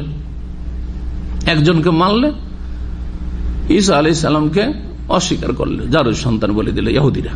মোহাম্মদ রসুল্লাহকে অস্বীকার করলে, খুন করার চেষ্টা করলে, বিষ খাইয়ে মেরে দেওয়ার চেষ্টা করলে, সারা জীবন বিরোধিতা করলে। কেন? আল্লাহ বলছেন যে তিলকা আমানি, এই হচ্ছে তাদের আকাঙ্ক্ষা মাত্র। কুল, আকাঙ্ক্ষা করলে দলিল লাগবে, প্রমাণ লাগবে। হাতু বুরহানাকুম, তোমাদের দলিল প্রমাণ নিয়ে আসো। বুরহান অকাট্য প্রমাণকে বলা হয়। যারাই বলবে যে আমরাই হকপন্থী, তাদেরকে দলিল নিয়ে আসতে হবে। যদি কেউ বলে যে আমরা মিলাদ যারা করি তারাই জান্নাতি, যারা কিয়াম করি তারাই জান্নাতি, তাহলে দলিল নিয়ে আসো। হাতু বুরহানাকুম ইন কুনতুম সাদিকিন, যে নবী সাল্লাল্লাহু আলাইহি ওয়াসাল্লাম মিলাদ করেছেন, কিয়াম করেছেন, যদি সত্যবাদী হওয়া প্রমাণ করে দাও। 4 খলিফা করেছেন। ইতিহাস স্পষ্ট প্রমাণ করে যে এই স্বর্ণযুগগুলি সবগুলি পার হয়ে যাওয়ার পরে মিশরে প্রথম খ্রিস্টানদের অনুসারী রাফেজি, চরমপন্থী রাফেজি শিয়া ওবাইদুল্লাহ ইবনে মামুন আল কাদ্দাহ, এই যে এক ইহুদি ছিল, এই মুনাফিক ধর্মকে ধ্বংস করেছে। তার অনুসারীরা এখানে কয়েকশো বছর তারা রাজত্ব কায়েম করেছিল। তারা এই মিলাদ চালু করেছে। নবীর জন্মবার্ষিকী, শাসকের জন্মবার্ষিকী, আর সব জানো, আলী ফাতেমা হাসান হোসেন জন্মবার্ষিকী, সব পালন করা শুরু করেছে তারা। হাতু বুরহানাকুম, তোমরা যদি জান্নাতি হও তোমরা দলিল পেশ করো। ইন কুনতুম সাদিকিন, যদি সত্যবাদী হও। যে আমরা আকীদার ক্ষেত্রে রাসূলুল্লাহর আকীদা রাখি সাল্লাল্লাহু আলাইহি ওয়াসাল্লাম, আমরা ইবাদত করি, নামাজ পড়ি রাসূলুল্লাহর সাল্লাল্লাহু আলাইহি তরিকায়, আর আমরা হালাল হারাম জীবনের প্রতিটি ক্ষেত্রে নবী সাল্লাল্লাহু আলাইহি ওয়াসাল্লামের আদর্শ ছাড়া অন্য কোন আদর্শে বিশ্বাসী নাই, নবীর তরিকা ছাড়া অন্য কোন তরিকত মারিফাতে বিশ্বাসী নাই। প্রমাণ করে দাও, তাহলে বলো যে আমরা জান্নাতি। আল্লাহ বলছেন যে হ্যাঁ জান্নাতি কারা, এখন শুনে না, দাবি করলে হবে না। বালা, হ্যাঁ জান্নাতি ওরা, হ্যাঁ জান্নাতি ওরা। মান আসলাম ওয়াজহাহু লিল্লাহ ওয়া হুয়া মুহসিন, দুটো শর্ত যাদের জীবনে আছে, যাদের আকীদা ইবাদতে দুটো শর্ত আছে, তারাই হচ্ছে জান্নাতি। এই দুটো শর্ত হচ্ছে সমস্ত আমল কবুল হওয়ার শর্ত। তা হচ্ছে কে জানেন? একটি শর্ত হচ্ছে ইখলাস, তাওহীদ, এক আল্লাহর জন্য কাজ করা, এক আল্লাহর জন্য, কোন রকমের শিরকের, লোক দেখানো, দুনিয়ার স্বার্থ গরজ যেন না থাকে যে কোনো ইবাদত বন্দেগীতে। দ্বিতীয় শর্ত হচ্ছে ওয়া হুয়া মুহসিন, নিষ্ঠাবান হওয়া, রাসূলুল্লাহ সাল্লাল্লাহু আলাইহি ওয়াসাল্লামের অনুসরণের ক্ষেত্রে নিষ্ঠার সাথে। আমি রসুলের অনুসারী, রসুল ভক্ত, আমি কারো ভক্ত না। কার ভক্ত? রাসূলুল্লাহ সাল্লাল্লাহু আলাইহি ওয়াসাল্লামের ভক্ত। রাসূলুল্লাহ সাল্লাল্লাহু আলাইহি ওয়াসাল্লামের কথা যে বলে, ছোট বলুক আর বড় বলুক, তার কথা শির নত করে মানবো। আর যতই বড় ব্যক্তি রসুলের বিরুদ্ধে বলুক, তার কথার কোনো মূল্য নেই, শ্রদ্ধার সাথে ছেড়ে দেব। আর সতর্ক করবো জাতিকে তাদের থেকে যারা রাসূলের উল্টো দিকে মানুষকে চালিয়েছে। এটা হচ্ছে দ্বিতীয় শর্ত, এক আল্লাহর জন্য ইবাদত করা, আর এক রসুলের তরিকায় ইবাদত করা। নামাজ পড়বেন কার জন্য? আল্লাহর জন্য। কার তরিকায় নামাজ? নবীর নামাজের মতো নামাজ হইতে হবে। নামাজ তো পড়েছেন নবী সাল্লাল্লাহু আলাইহি ওয়াসাল্লাম, ইক্তাদাতু বিহাযাল ইমাম পড়েছেন, বা আনা ইমামুন বই পড়েছেন। এই যে ইমাম সাহেবরা দেশে পড়ে আনা ইমামুল লিমান হাযারা মান লাম ইয়াহযুর, যাই নামাজের দোয়া পড়েছেন? না, যাই নামাজের দোয়া, এটা যাই নামাজের দোয়া না, এটা হচ্ছে সানার বিকল্প। তাকবীরে তাহরিমার পরে পড়েন তাহলে সুন্নাহ, আর আগে যাই নামাজ বলে পড়েন যদি, তাহলে বিদআত, নবীর তরিকা নাই। তাহলে এইখানেই তো গলদ আপনার, সারা জীবনটাই গলদ। নামাজই যার গলদ, যে নামাজটাই ঠিক করতে পারলো না। একজন বড় আলেম বলেছেন কোরআন সুন্নাহর, যে যারা নিজের নামাজটাই ঠিক করতে পারলো না, গোটা জাতিকে ঠিক করবে, দেশকে ঠিক করবে, সমাজকে ঠিক করবে, এইরকম কেন মিছামিছি দাবি? আমার নামাজ ঠিক করা তো আমার পার্সোনাল জীবনের বিষয়ে। নিজের নামাজটাই যদি সহিহ সুন্নাহ মোতাবেক না করতে পারি, সারা জীবন রাফায়দান করা তৌফিক হলো না, সারা জীবন সূরা ফাতিহা পড়া তৌফিক হলো না, নামাজকে রিস্কে রাখলেন, সারা জীবন আমিন জোরে বলা তৌফিক হলো না, সারা জীবন সম্মিলিত বিদআতি মুনাজাত ছাড়া তৌফিক হলো না, নামাজ ঠিক করতে পারলেন না, আর সারা দেশকে ঠিক করে নেবেন। নিজের ছেলে মেয়েকে ঠিক করতে পারেন না, বাড়িতে পর্দা নেই, আর গোটা দেশের ফিকির করছেন আপনি। এগুলো মানুষকে ধোকা দেওয়া কথা। আল্লাহ বলছেন বাল্লা, হ্যাঁ জান্নাতি ওরা। মান আসলামা ওয়াজহাহু লিল্লাহ, যারা আত্মসমর্পণ করবে, নিজের চেহারাকে ঝুঁকিয়ে দিবে লিল্লাহ, আল্লাহর জন্য, আল্লাহর সামনে। একটা শর্ত, তার মানে ইখলাস যাদের আকীদা ঈমান আমলে আছে। ওয়া মুহসিন, এবং সেই ব্যক্তি নিষ্ঠাবানও বটে, সেই ব্যক্তি নিষ্ঠাবানও বটে, অর্থাৎ নবী সাল্লাল্লাহু আলাইহি সাল্লামের আনুগত্যে অনুসরণে সে মুখলেস। এই দ্বিতীয় শর্ত। ফালাহু আজরুহু ইনদা রাব্বি, তার জন্য পুরস্কার রয়েছে তার রবের নিকটে। ওয়ালা খাউফুন আলাইহিম ওয়ালা হুম ইয়াহজানুন, আর তাদের কোনো ভয়ও নেই, আর তারা চিন্তিত হবে না। এটাই তো আল্লাহর ওলি। তাহলে এই দুটো শর্ত যদি পুরা করতে পারেন, তাহলে আল্লাহর ওলির জন্য কেরামত লাগে না। আল্লাহর ওলির জন্য কারো খলিফা জানাসেন গদ্দিনসীন হওয়া লাগে না। আল্লাহর ওলি হওয়ার জন্য পিট্টির হওয়া লাগে না। কি লাগে? সবাই আল্লাহর ওলি হইতে পারবেন। আসলাম ওয়াজহুলিল্লাহ ওয়া হুয়া মুহসিন, এক আল্লাহর জন্য কাজ করেন, এক রাসূলের তরিকায় চলেন, সবাই কি হয়ে যেতে পারবেন? আলা ইন্না আউলিয়া আল্লাহ লা খাউফুন আলাইহিম ওয়া লা হুম ইয়াহজানুন, ওখানেও লা খাউফুন আলাইহিম ওয়া লা হুম ইয়াহজানুন, আর এখানেও রয়েছে বালা মান আসলাম ওয়াজহুলিল্লাহ ওয়া হুয়া মুহসিন ফালাহু আজরুহু ইনদা রাব্বি ওয়া লা খাউফুন আলাইহিম ওয়া লা হুম ইয়াহজানুন। একই কথা, রেজাল্ট ফলাফল একই। তার মানে বোঝা গেল যে কোনো মানুষ মুসলিম ছাড়া অমুসলিম এক্ষুনি কলমা পড়লো, আর সে মুখলেস এই কলেমাই, সে নবীর অনুগত, নবীর অনুসারী, নবী ভক্ত, তাহলে সেই ব্যক্তি আল্লাহর ওলি হয়ে আমার চাইতে এগিয়ে চলে যেতে পারে। কথা বোঝা গেছে? সবাই আল্লাহর ওলি, যে কোনো মুসলিম আল্লাহর ওলি। কেউ দূরের ওলি, কেউ কাছের ওলি, কেউ দূরের বন্ধু, কেউ কাছের বন্ধু। আমাদের বন্ধুরা নাই, আপনাদের বন্ধু নেই, কেউ ঘনিষ্ঠ বন্ধু, কেউ মাঝারি বন্ধু, কেউ একটু দূরের বন্ধু। হ্যাঁ, মাঝে মধ্যে বছর 2 বছর একবার কথা হয়ে যায় বন্ধু মানুষ। আল্লাহ বলছেন ওয়াকালাতিল ইয়াহুদ লাইসাতিন নাসারা আলা শাই, ওয়াকালাতিন নাসারা লাইসাতিল ইয়াহুদ আলা শাই। ইহুদি এবং খ্রিস্টানদের আরেকটি মিছামিছি দাবি, এক অপরের উপর ফতোয়াবাজি করা, নিজেকে হকপন্থী মনে করা আর বাকি সবকে ভিত্তিহীন মনে করা। জি হ্যাঁ, আল্লাহ বলছেন যে ইহুদিরা বলতো যে লাইসাতিন নাসারা আলা শাই, খ্রিস্টানরা কোন ভিত্তির উপর নেই, খ্রিস্টানদের ধর্ম হচ্ছে ভিত্তিহীন। কে বলতো? ইহুদিরা। ওয়াকালাতিন নাসারা, খ্রিস্টানরা বলতো লাইসাতিল ইয়াহুদ আলা শাই, ইহুদিদের ধর্মের কোনো ভিত্তি নেই, ভিত্তিহীন ওরা, লাইসাতিন আলা শাই। এইরকমই আমাদের দেশের মানুষ, ভারত, বাংলাদেশে, পাকিস্তানের লোক ওয়াহাবিরা, কোনো ভিত্তি নেই ওদের। যারা এই দলিল তালাশ করতে বলে তার কোনো ভিত্তি নেই। কথা বোঝা গেছে? নাম দিয়ে দিলেন এমন একটা নাম যেটা আপনাদেরকে তোহফা, ওদেরকে তোহফা দিয়েছে ইংরেজেরা, ইংরেজদের গিফট নিয়ে আমাদের উপর দিল লাগিয়ে। যারা এই দলিল বলবে ওয়াহাবি, ও দলিল বললে ওয়াহাবির ইসলাম লাগিয়ে দেবো, দলিল বললেই কি লাগিয়ে দেবো? ওয়াহাবির ইসলাম। যখনই বলবেন যে মিলাদের দলিল দেন, এই ওয়াহাবি এসছে। যখনই বললেন পীর সাহেব আপনি যে পাগড়ি দিয়ে মুরিদ বানাচ্ছেন এর দলিল কি? বলছে কোথায় ওয়াহাবি চলে আসলা।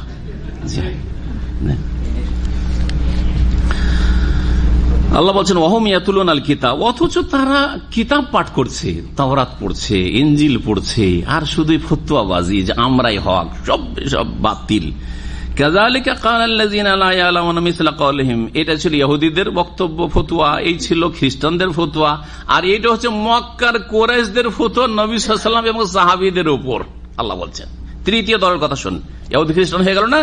আল্লাহ বলছেন কাযালিকা ক্বালাল্লাযিনা লা ইয়ালামুনা মিসলা ক্বাওলিহিম, এইরকমই বলেছে ওই সব লোকেরা যারা অজ্ঞ। আর মক্কার লোকেরা তাওরাত ইনজিল থেকে অজ্ঞ, জ্ঞান ছিল না, এরা ছিল উম্মি। তারপরে এরা ছিল জাহিলিয়াতের যুগে, এদেরকে কি বলা হয়েছে? আইয়ামে জাহিলিয়াত, এদের যুগকে বলা হয়েছে। আল্লাহ ওদেরকে লা ইয়ালামুন বলেছেন, এই জাহিলি যুগের লোকদেরকে, মক্কার মুশরিকদেরকে বা আরব মুশরিকদেরকে, যে এরাও এইরকমই বলেছে মিসলা কওলিহিম, এই ইহুদি খ্রিস্টানদের মতোই তাদের কথা। আল্লাহ বলছেন ফাল্লাহু ইয়াহকুমু বাইনাহুম ইয়াওমাল কিয়ামা, আল্লাহ তাদের মাঝে চূড়ান্ত ফয়সালা করবেন। দুনিয়া ফয়সালার জগৎ না, মাঝে মধ্যে কিছু করেন দেখানোর জন্য, কিন্তু আল্লাহ রাব্বুল আলামিন চূড়ান্ত ফয়সালা কখন করবেন?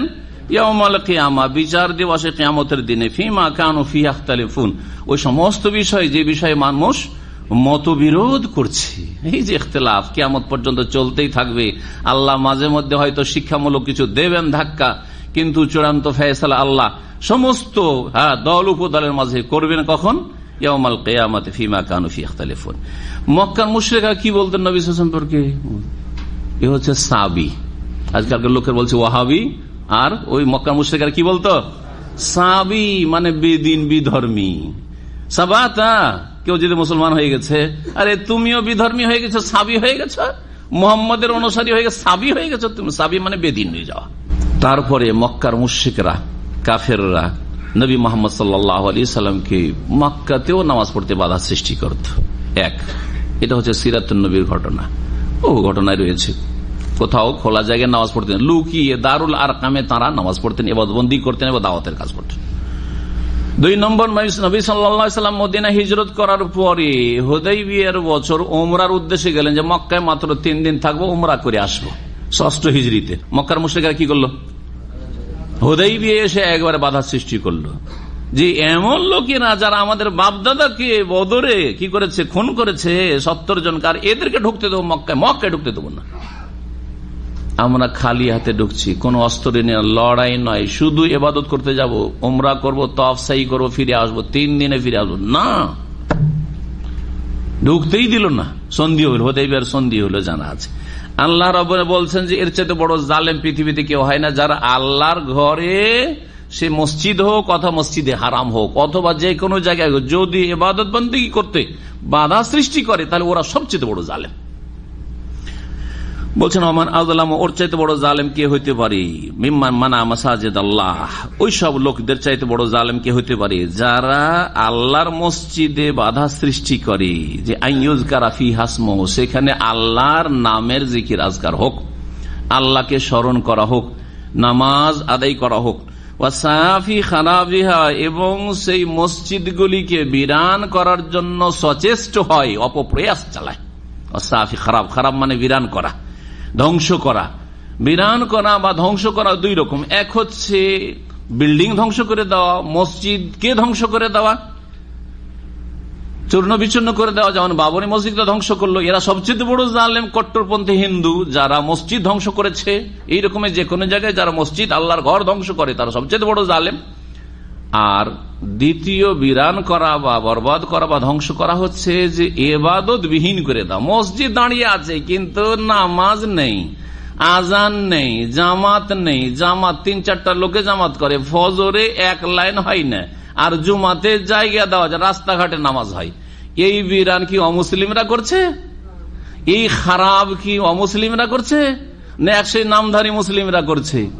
জুমাতে জায়গা হয় না, দৌড় দিচ্ছে সব, যাই নামাজ হাতে করে করে, আর যেখানে সেখানে চারিদিকে নামাজ, ইমামের আগের দিকেও নামাজ, ডানে বামে রাস্তার ওই পাশে বিচ্ছিন্ন কাতারের নামাজ, এসব নামাজ হয়ই না। হ্যাঁ, আর ফজরের নামাজে 1টা লাইন জুটে না। অথচ এগুলো সব মানুষ মুসলিম এই এলাকায় বাস করে, তাদের নাম হচ্ছে মুসলিম, আইডি মুসলিম, কিন্তু কাজে মুসলিম না, আল্লাহর কাছে মুসলিম না। এরা কি করে? ওয়াসাফি খারাবিহা, এই মসজিদগুলি বিরান করার জন্য এরা অপপ্রয়াস চালাচ্ছে, মসজিদকে আবাদ করে না। মসজিদ আবাদ করাকে ইমারাতুল মাসজিদ বলা। ইন্নামা ইয়ামুরু মাসাজিদাল্লাহি মান আমানা বিল্লাহি ওয়াল ইয়াউমিল আখির ওয়া আকামাস সালাতা ওয়া আতাজ যাকাত ওয়া লাম ইয়াখশা ইল্লাল্লাহ। মসজিদ আবাদ করে ওই সব লোকেরা যারা আল্লাহর প্রতি ঈমান, পরকাল ঈমান রেখে ওয়া আকামাস সালাত, নামাজ কায়েম করে। নামাজ পড়ছেন না 5 ওয়াক্ত, তার মানে মসজিদকে বিরান নিজের হাতে করছেন। দোষ চাপাচ্ছেন হিন্দুদের। হিন্দুরা বাবরি মসজিদ শহীদ করেছে, আর আপনার প্রত্যেকটা মসজিদে শহীদ করছেন ফজরের নামাজে। খবর নেই, হুঁশ নেই, সংশোধন করেন নিজের। এইসব আজাব ভারত, বাংলাদেশ, পাকিস্তান, যে কোনো দেশের মানুষ আজকাল বিভিন্ন দেশে, মুসলিম দেশে আজাব, সিরিয়া, ফিলিস্তিন, ইরাক, আজাব। এর মূল কারণ হচ্ছে আমাদের পাপাচার, আমাদের আল্লাহর দিন থেকে সরে যাওয়া, আমাদের শিরকি আকীদা, বিদাতি আকীদা, বেনামাজি হয়ে যাওয়া, মসজিদকে বিরান করা। আমরা বরবাদ করেছি আমাদের দিনকে। আমাদের কাছে দিন আগন্তুক হয়ে গেছে, অপরিচিত হয়ে গেছে। আমরা দিনের বিধি বিধানে বিরোধিতা করি, দাড়িতে বাধা সৃষ্টি করে। মুসলিম কোম্পানি, মুসলিম প্রতিষ্ঠান দাড়ি রাখতে দেয় না, মুসলিম হোটেল দাড়ি রাখতে দেয় না, অথচ তার স্ত্রী লম্বা লম্বা চুল নিয়ে পাকশা করে, তখন খাবার খারাপ হয় না স্ত্রীর চুলে। এইসব জালেম, এরাই বিরান করেছে, বরবাদ করেছে দিন ইসলামকে এবং আল্লাহর মসজিদকে। আল্লাহ বলছেন ওর চাইতে বড় জালেম আর কে হইতে পারে যে আল্লাহর মসজিদে জিকির আজকার করতে, নামাজ পড়তে বাধা সৃষ্টি করে। আর সবচেয়ে বড় জিকির আজকার নামাজ। এখানে জিকির থেকে সবচেয়ে বড় জিকির বলা হয়েছে, আর বাকি অন্যান্য জিকির। ওয়াসাফি খারাবিহি, কিন্তু সেই জিকিরটা কি হইতে হবে? সুন্নতি জিকির হইতে হবে। এই না যে মসজিদে হালকা জিকির বানিয়ে হাক হুক হু এইসব জিকির করছেন, আর কেউ বাধা দিলে বলবেন এ আতফিট করে দিবেন না। আপনার এই অধিকার নেই যে বেদাত করেন, আপনি বরবাদ করছেন বেদাত করে। নবীর তরিকা এটা নাই যে সম্মিলিত জিকির করা, আর এই হই হাই করে জিকির করা আর লতিফার জিকির করা, সব নবীর তরিকা নাই। অসম্পূর্ণ বাক্য দিয়ে ইল্লাল্লাহ আল্লাহু হু হু করা, এসব নবীর তরিকা না, সাহাবায়ে কেরামদের তরিকা না। সুতরাং এগুলিতে অবশ্যই বাধা দিতে হবে, কারণ এগুলি হচ্ছে বাতিল। এবং মসজিদকে বিরান করার জন্য অপপ্রয়াস চালালো। উলাইকা মা কানা লাহুম ইয়াদখুলুহা ইল্লা খায়ফিন, এদের জন্য সমীচীন নয়, হতে পারে না যে তারা আল্লাহর ঘরে মসজিদে প্রবেশ করবে তবে ভীত সন্ত্রস্ত হয়ে। এরা যদি আল্লাহর ঘরে প্রবেশ করে ভীত সন্ত্রস্ত হয়ে যেন প্রবেশ করে, কারণ এরা হচ্ছে পাপিষ্ট অপরাধী। মক্কার মুশরিকদের কথা প্রথম শুরু করেছিলাম, নেন। আল্লাহ বলছেন যে এরা, যদিও এখানে আল্লাহ রাব্বুল আলামিন যে কথাটি বলছেন মনে হচ্ছে যে আল্লাহ রাব্বুল আলামিন কি করছেন, সংবাদ দিচ্ছেন, ভবিষ্যৎবাণী, কিন্তু আল্লাহ যেন হুকুম দিচ্ছেন এই মক্কার মুশরিকরা, হে মুসলিম, তোমাদেরকে মসজিদে হারামে ঢুকতে বাধা দিয়েছে, উমরা করতে বাধা দিয়েছে, হুদাইবিয়ার সন্ধির বছর তোমাদেরকে এখান থেকে মক্কার কাছ থেকে ফিরিয়ে দিয়েছে, এরা যেন আগামী দিনে ভীত সন্ত্রস্ত হওয়া ছাড়া মক্কা নগরীতে হারামের এলাকায় ঢুকতে না পারে। তাই নবী করিম সাল্লাল্লাহু আলাইহি ওয়াসাল্লাম 6ষ্ঠ হিজরির ঘটনা, এটা বাধা দিল। 7ম হিজরি গেল, উমরাতুল কাজা 3 দিনের জন্য উমরা করলেন শর্তের ভিত্তিতে, যে সন্ধি হয়েছিল সন্ধির ভিত্তিতে। 8ম হিজরিতে কি হইল, মক্কা বিজয় হলো। মক্কা বিজয়ের পরে নবী সাল্লাল্লাহু আলাইহি ওয়াসাল্লাম বলে দিলেন, তারপরে 9ম হিজরিতে ঘোষণা করেন আবু বকর সিদ্দিককে পাঠালেন হজের মৌসুমে, আগামী বছর 10ম হিজরি বিদায় হজে রাসূলুল্লাহ সাল্লাল্লাহু আলাইহি ওয়াসাল্লাম আগমন করবেন বিদায় হজের জন্য, আর সমস্ত মুমিন মুমিনাত হজের জন্য আসবে, হজ্জাতুল ওয়াদার জন্য আসবে। শুনে রাখো, লা ইয়াদখুলু বিল বাইতি মুশরিকুন, বাইতুল্লাহ বা খানা কাবায় বা হারামের এলাকায় যেন কোনো মুশরিক না প্রবেশ করে। ওয়ালা ইয়াতুফু বিল বাইতি উরিয়ানুন, আর বাইতুল্লাহতে উলঙ্গ ব্যক্তি, বিবস্ত্র ব্যক্তি যেন তওয়াফ না করে। কারণ মুশরিকেরা অবাধে চলাফেরা করত, শিরক করত, মক্কার চারিদিকে কাবার চারিদিকে 360টি মূর্তির পূজা করত। খবরদার, একটা আল্লাহ ছাড়া কাউকে ডাকা হবে না, নিষিদ্ধ। যদি প্রতিমাকে ডাকা নিষিদ্ধ হয় তাহলে ইয়া গৌস, ইয়া খাজা, মাদাদ ইয়া রাসূলুল্লাহ বলা যাবে মক্কা মদিনায়? এটা করেন এক শ্রেণীর শিরকি আকীদার মুসলিমরা, আমার চোখে দেখা, মাদাদ ইয়া রাসূলুল্লাহ এক মিশরি করছে, বাবুস সালাম মদিনার গেটে, আর এক লোক রওজা রিয়াজুল জান্নাতে বসে, হায়দ্রাবাদী ভারতীয় উর্দু ভাষী, সে শুধু জিকির করছে রাসূলুল্লাহ, ইয়া রাসূলুল্লাহ, ইয়া রাসূলুল্লাহ, ইয়া রাসূলুল্লাহ। তাই বললাম, নামাজটা তাহিয়াতুল মসজিদ পড়ে পাশে বসছি, ওকে বুঝাবার চেষ্টা করলাম খুব ঠান্ডা করে, কিন্তু সে জবাব দিল, মুরব্বী মানুষ, তখন আমি ছাত্র, মদিনায় লেখাপড়া করি, আজকে থেকে 29-28 বছর আগের কথা বলছি। তো যখন বললাম, বলছে আমাকে বুঝাইতে হবে না, এভাবে বলছে। বলছি কেন? বলছে हमारा मौलाना है उधर, বলছে আমার বড় মৌলানা, আমার বড় হযরত है, বড় হুজুর আছে। সে কি বলেছে? বলছে যে মক্কা গেলে আল্লাহর জিকির করবা, আর মদিনা গেলে রাসূলুল্লাহ জিকির করবে। এই শিক্ষা দিয়ে ভারত, বাংলাদেশ, পাকিস্তান থেকে পাঠাই, এই অধিকার আছে। আল্লাহ বলছেন মা কান আল্লাহু ইয়াদখুলুহা ইল্লা খায়ফিন, এই শিরকি আকীদার লোকেরা যাতে ভীত সন্ত্রস্ত এখানে প্রবেশ করে। নবী সাল্লাল্লাহু আলাইহি ওয়াসাল্লাম মুশরিকদেরকে ঢুকতে নিষেধ করেছেন। কোরআনে কারীমে আল্লাহ সূরা তাওবা পড়ে দেখেন, নিষেধ করছেন। কি বলছেন? ইন্নামাল মুশরিকুনা নাজাস, মুশরিকরা হচ্ছে নাপাক আকীদা। ফালা ইয়াকরুবান্নাল মাসজিদাল হারামা বাদা আমিহিম হাযা, এই বছর যা গেল গেল, আগামী বছর যেন মসজিদে হারামের কাছে না আসে, মানে হুদুদে হারামের ভিতরে না আসে। আলহামদুলিল্লাহ 1400 বছর ধরে বোর্ড, সাইনবোর্ড লাগানো আছে, হ্যাঁ, এখনো সাইনবোর্ড লাগানো আছে। যখন আপনি তাইফ থেকে এগিয়ে যাবেন আর জেদ্দার দিকে একটা রাস্তা বেরিয়েছে, নন মুসলিমদের রাস্তা দিকে চলে গেল, যেটা মক্কার দিকে যাচ্ছে লিল মুসলিমিনা ফাকাত, অনলি ফর মুসলিম, ঠিক আছে না? জি, নিষিদ্ধ কাফেরের ঢোকা। কিন্তু মুসলিম রূপ নিয়ে যদি গস, খাজা, কুতুবের শিরক নিয়ে ঢোকেন তো নিষিদ্ধ না, আল্লাহর কাছে নিষিদ্ধ। হ্যাঁ, মানুষের আইনে পাসপোর্ট আছে, একাম আছে, মুসলিম সেজন্য ঢুকে যাচ্ছেন, কিন্তু আল্লাহর কাছে নিষিদ্ধ আপনার ঢোকা। ভালো করে শুনুন, এরা ভীত সন্ত্রস্ত হয়ে থাক, এটাই আল্লাহ চান। লাহুম ফিদ দুনিয়া খিজুন, এতে ভবিষ্যৎবাণী রয়েছে। যেমন আল্লাহর হুকুম রয়েছে যে মুশরিক যেন এই কাবার চারিদিকে হারামে না ঢোকে, ঠিকই তেমনি এতে ভবিষ্যৎবাণী রয়েছে যে খুব অচিরেই, কয়েক বছরের মধ্যেই এমন হবে যে এরা ভীত সন্ত্রস্ত, যখন মক্কা বিজয় হয়ে গেল সব পালিয়ে বেড়াচ্ছে, লুকিয়ে বেড়াচ্ছে। কি জানি মুহাম্মদ সাল্লাল্লাহু আলাইহি ওয়াসাল্লামের কি যে হুকুম হয়, আমরা এত জুলুম অত্যাচার করেছি, কিন্তু নবী সাল্লাল্লাহু আলাইহি ওয়াসাল্লাম কি বললেন? ইযহাবু, যাও যাও যাও, ছেড়ে দিলাম, ফাআনতুমুত তুলাকা, তোমাদেরকে ছেড়ে দিলাম, বিনা হিসাবে ছেড়ে দিলাম। সাধারণ ক্ষমার ঘোষণা করে রাসূলুল্লাহ সাল্লাল্লাহু আলাইহি ওয়াসাল্লাম। জিজ্ঞেস করলেন যে তোমাদের ধারণা কি আমি তোমাদের সাথে কি করতে পারি, তোমরা কি করেছো 13 বছরে, আর তারপরে বাকি 8 বছর, 13, 8, 19 বছর কি করতে পারি? আপনি সম্মানিত লোক, আর আপনার পিতা, আপনার দাদা, পূর্বপুরুষ সবাই সম্মানিত, আপনার কাছ থেকে সম্মানজনক আচরণেরই আশা করি। জি, এই হচ্ছে খায়েফিন, ভীত সন্ত্রস্ত হয়ে তারা ঘোরাফেরা করবে মক্কা বিজয়ের পরে। আল্লাহ বলছেন, ভবিষ্যৎবাণী করছেন।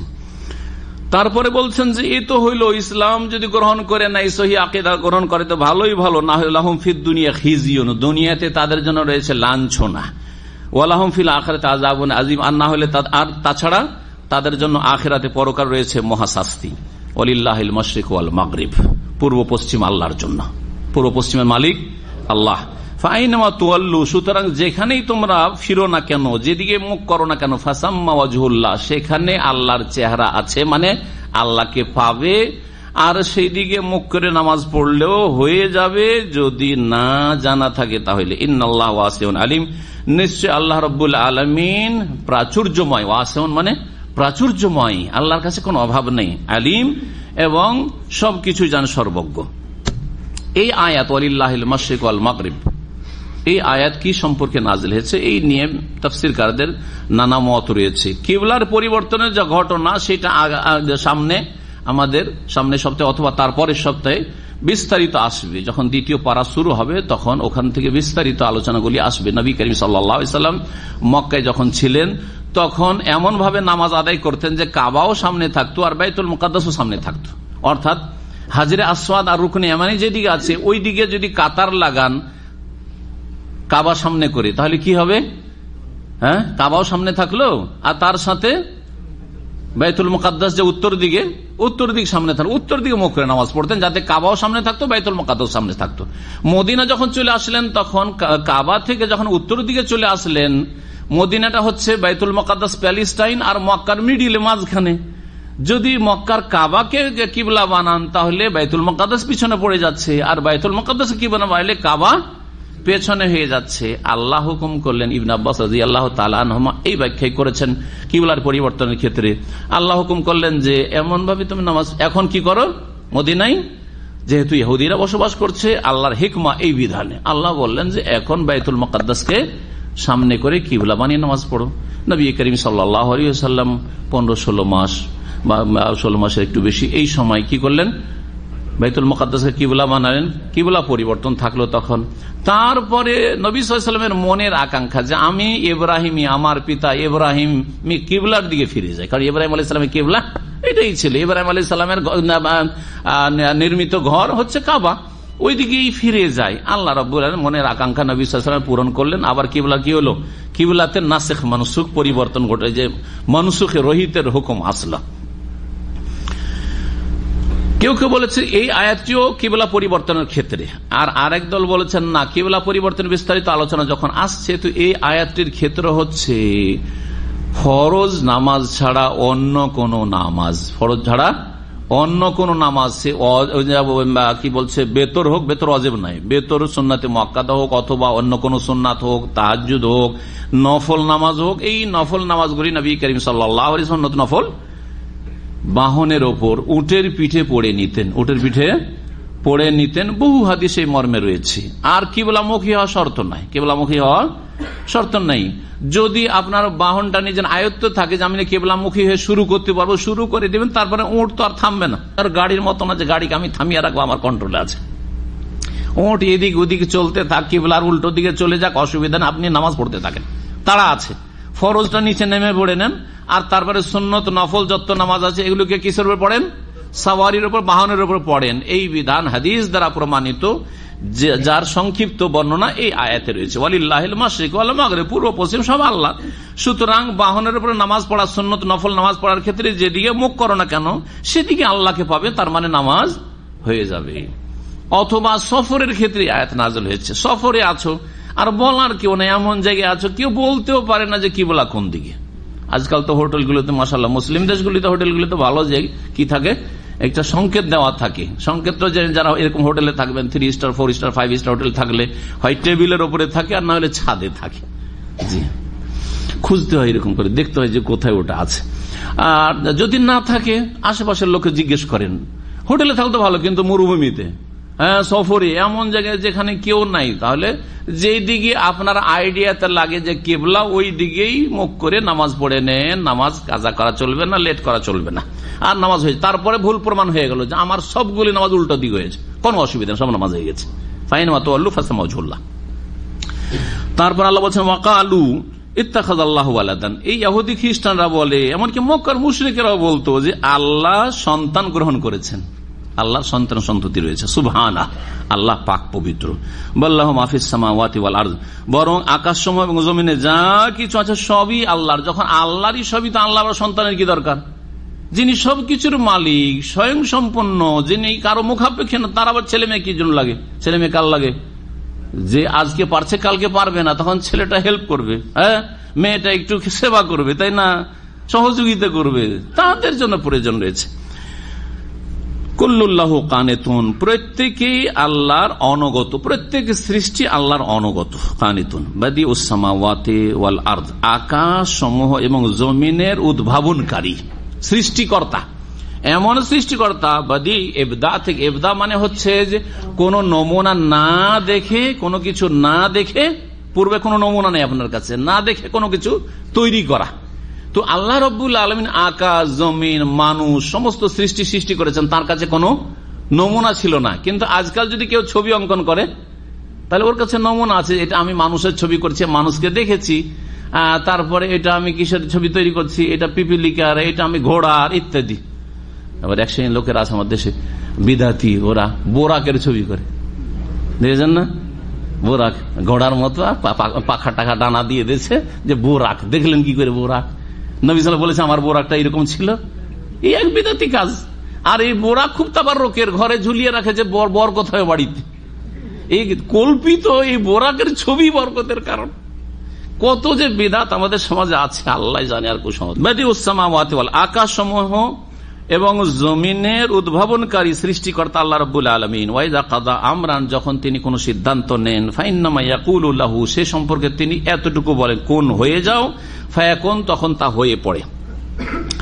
ওয়াকালাল্লাযিনা লা ইয়ালামুন, আর যারা অজ্ঞ তারা বলে, যারা জানে না তারা বলে, অর্থাৎ আরব মুশরিকরা বলতো, মক্কার কুরাইশ কাফেররা বা মুশরিকরা বলতো, লাউলা ইউকাল্লিমুনাল্লাহ, যদি ইসলাম সত্য হয়, আর এই মোহাম্মদ যদি শেষ নবী হয়, আর কোরআন যদি সত্যি আল্লাহর বাণী হয়, তো লাউলা ইউকাল্লিমুনাল্লাহ, আল্লাহ আমাদের সাথে কথা কেন বলেন না?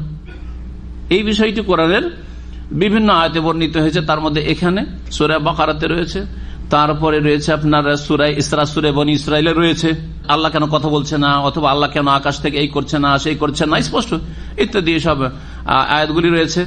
এছাড়াও সূরা আনামে রয়েছে বিভিন্ন জায়গায়। তাদের এইসব ডিমান্ড ছিল আসলে কি মানার জন্য না, মানবে না সেজন্য বাহানা, মানবে না সেজন্য বাহানা। আজকাল সৌদি আরবে যদি কোন একটা আমল পেয়ে যায় নিজের পক্ষে কোন বিদাতিরা, তখন ওইটা কি বয়ান করে সৌদি আরবকে মানার জন্য। তো একটা আমল পেশ করে আর 1000টা কেন মানে না সৌদি আরবের? বুঝছেন না, বুঝছেন না? হ্যাঁ, মক্কা মদিনে কত রাকাত তারাবি হয়, এইটা দলিল। তো মক্কা মদিনে রফায়দানি হয়, আমিন যে কত জোরে টানছে।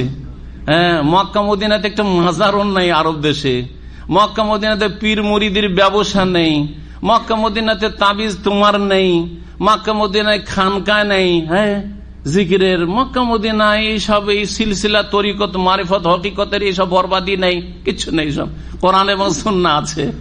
হ্যাঁ, দলিল ভিত্তিক জীবন যেমন আছে, নাও না কেন? তাহলে মানার জন্য না। তো যাদের অন্তর বাঁকা, আসলে মানবে না, কিন্তু এইসব করে কি করা, মানুষের সাথে মানুষকে হয়রান করা, অথবা মানুষের টাইম পাস করা, একটা কিছু বলে সেখান থেকে পালাবার চেষ্টা করা, ইত্যাদি ইত্যাদি। জি, তো অজ্ঞ লোকেরা বলে লাউলা ইউকাল্লিমুনাল্লাহ, আল্লাহ কেন আমাদের সাথে কথা বলেন না, আও তা'তিনা আয়া, অথবা আমাদের কাছে ওইরকম বড় নিদর্শন আসুক। মুজিজা তো ছিল নবী সাল্লাল্লাহু আলাইহি ওয়াসাল্লাম, বহু মুজিজা ছিল, কিন্তু না এমন নিদর্শন, পাহাড় হয়ে যাক, এই পাহাড়, যে পাহাড়গুলিকে স্বর্ণ হয়ে যাক, এই পাহাড়গুলি স্বর্ণ হয়ে যাবে, তখন আমরা আরামে খাবো, আর কোনো চিন্তা থাকবে না।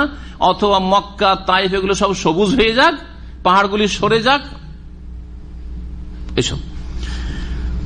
তারপরে কি মানত না? কখনো মানবেন না। চাঁদকে দু টুকরো করে দেখাননি নবী সাল্লাল্লাহু আলাইহি ওয়াসাল্লাম?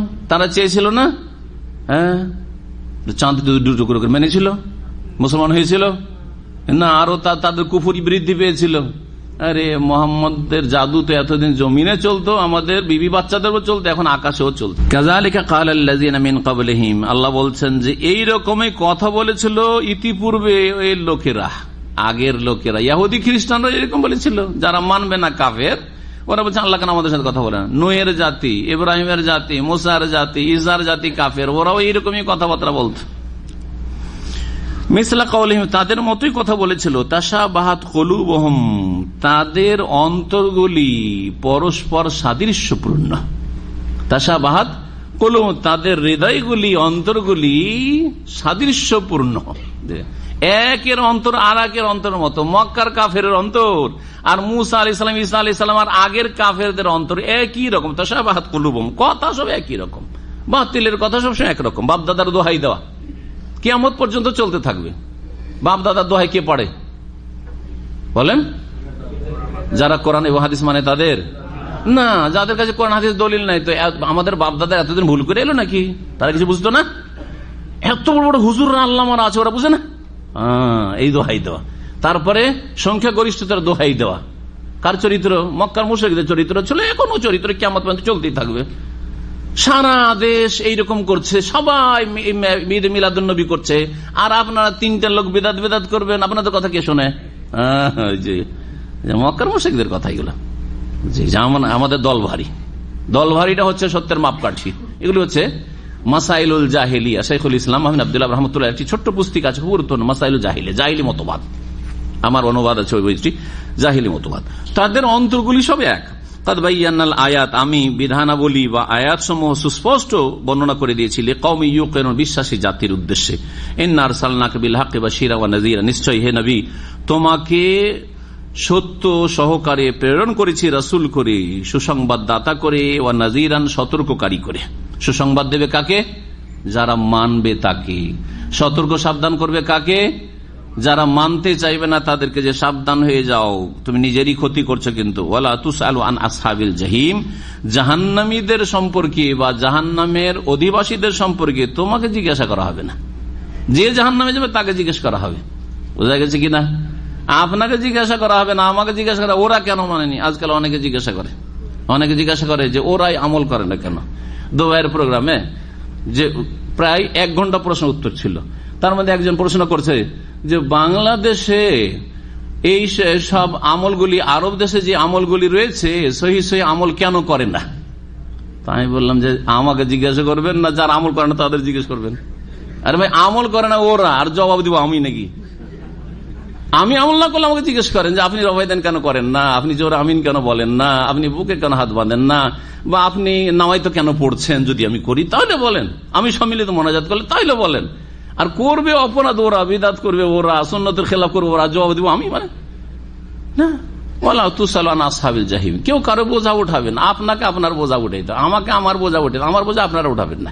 জি হ্যাঁ, সুতরাং আমাকে এই ভুল করেছে, ওই ভুল করেছে, ওই সব বলে দূর থেকে আপনার উদ্দেশ্য অসৎ। হ্যাঁ, আমার বোঝা সম্পর্কে আমার ফিকির হওয়া উচিত যে আমি হারাম কাজ করেছি না জায়েজ কাজ করেছি না সওয়াবের কাজ করেছি।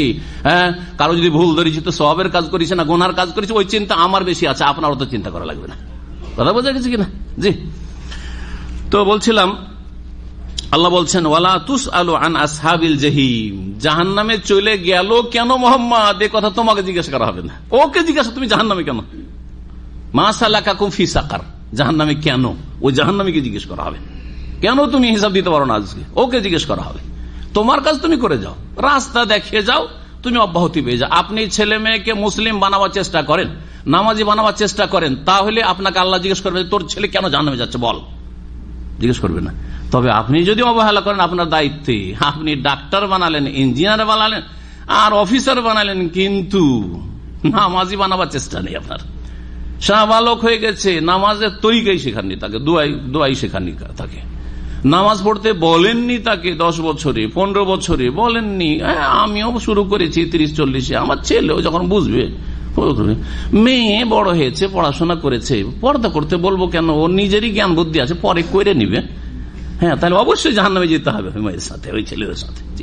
কারণ আপনি আপনার দায়িত্ব অবহেলা করলেন। আল্লাহ রাব্বুল আলামিন তারপরে বলছেন ইহুদি এবং খ্রিস্টানদের সম্পর্কে, তাদের মনস্কামনা আমাদের উপর কখনো রাজি হবে না। ডিসকাউন্ট দিতে দিতে দিতে, ছাড় দিতে দিতে, যাই দেন আপনি ছাড়বে না। কতক্ষণ পর্যন্ত? যতক্ষণ সবাই তাদের অনুসারী না হয়ে যাবেন, ইসলাম না পরিত্যাগ করবেন, কোরআন না ত্যাগ করবেন, রসুলকে না ত্যাগ করবেন, ততক্ষণ ছাড়বে না।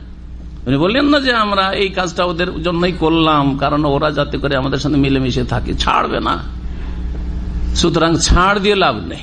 ছাড় দিয়ে মানে ধর্মে ছাড় দিয়ে, আমার ধর্মে কিছু ডিসকাউন্ট করে, দাঁড়িয়ে রাখবো না যাতে করে ওরা আমাকে ভিসা দেয়, হ্যাঁ, দাঁড়িয়ে রাখবো না যাতে ওরা আমাকে চাকরি দেয়, বুঝা গেছে। নামাজ পড়লে একটু লুকিয়ে লুকিয়ে পড়বো, অফিস টাইমে পড়বো না যাতে ওদেরকে খারাপ না লাগে, ছাড়বে না। আপনাকে খ্রিস্টান বানিয়ে ছাড়বে, ইহুদি বানিয়ে ছাড়বে। আল্লাহ বলছেন ওয়ালান তারদা আনকাল ইয়াহুদ ওয়ালান নাসারা, ইহুদি এবং খ্রিস্টান কখনো হে নবী, হে মুসলিম, তোমার উপর সন্তুষ্ট হবে না, রাজি হবে না, হাত্তা তাত্তাবিয়া মিল্লাতাহুম, যতক্ষণ পর্যন্ত তাদের ধর্মের অনুসারী না হয়ে যাবে, তখন রাজি হবে। কুল, হে নবী বলো, ইন্না হুদাল্লাহি ওয়াল হুদা, নিশ্চয়ই আল্লাহর দিক নির্দেশনাই হচ্ছে সঠিক দিক নির্দেশনা। আল্লাহর দিক নির্দেশনা, আল্লাহ যে রাস্তা দেখেছেন সিরাতে মুস্তাকিম, সরল পথ, জান্নাতের পথ, সেটাই হচ্ছে আল হুদা, মানে জান্নাতের দিক নির্দেশনা, সেটাই হচ্ছে আসল দিক নির্দেশনা, হিদায়াত। সুতরাং আল্লাহর আদেশ নিষেধ ফলো করো, কে কি বলছে পরোয়া করিও না।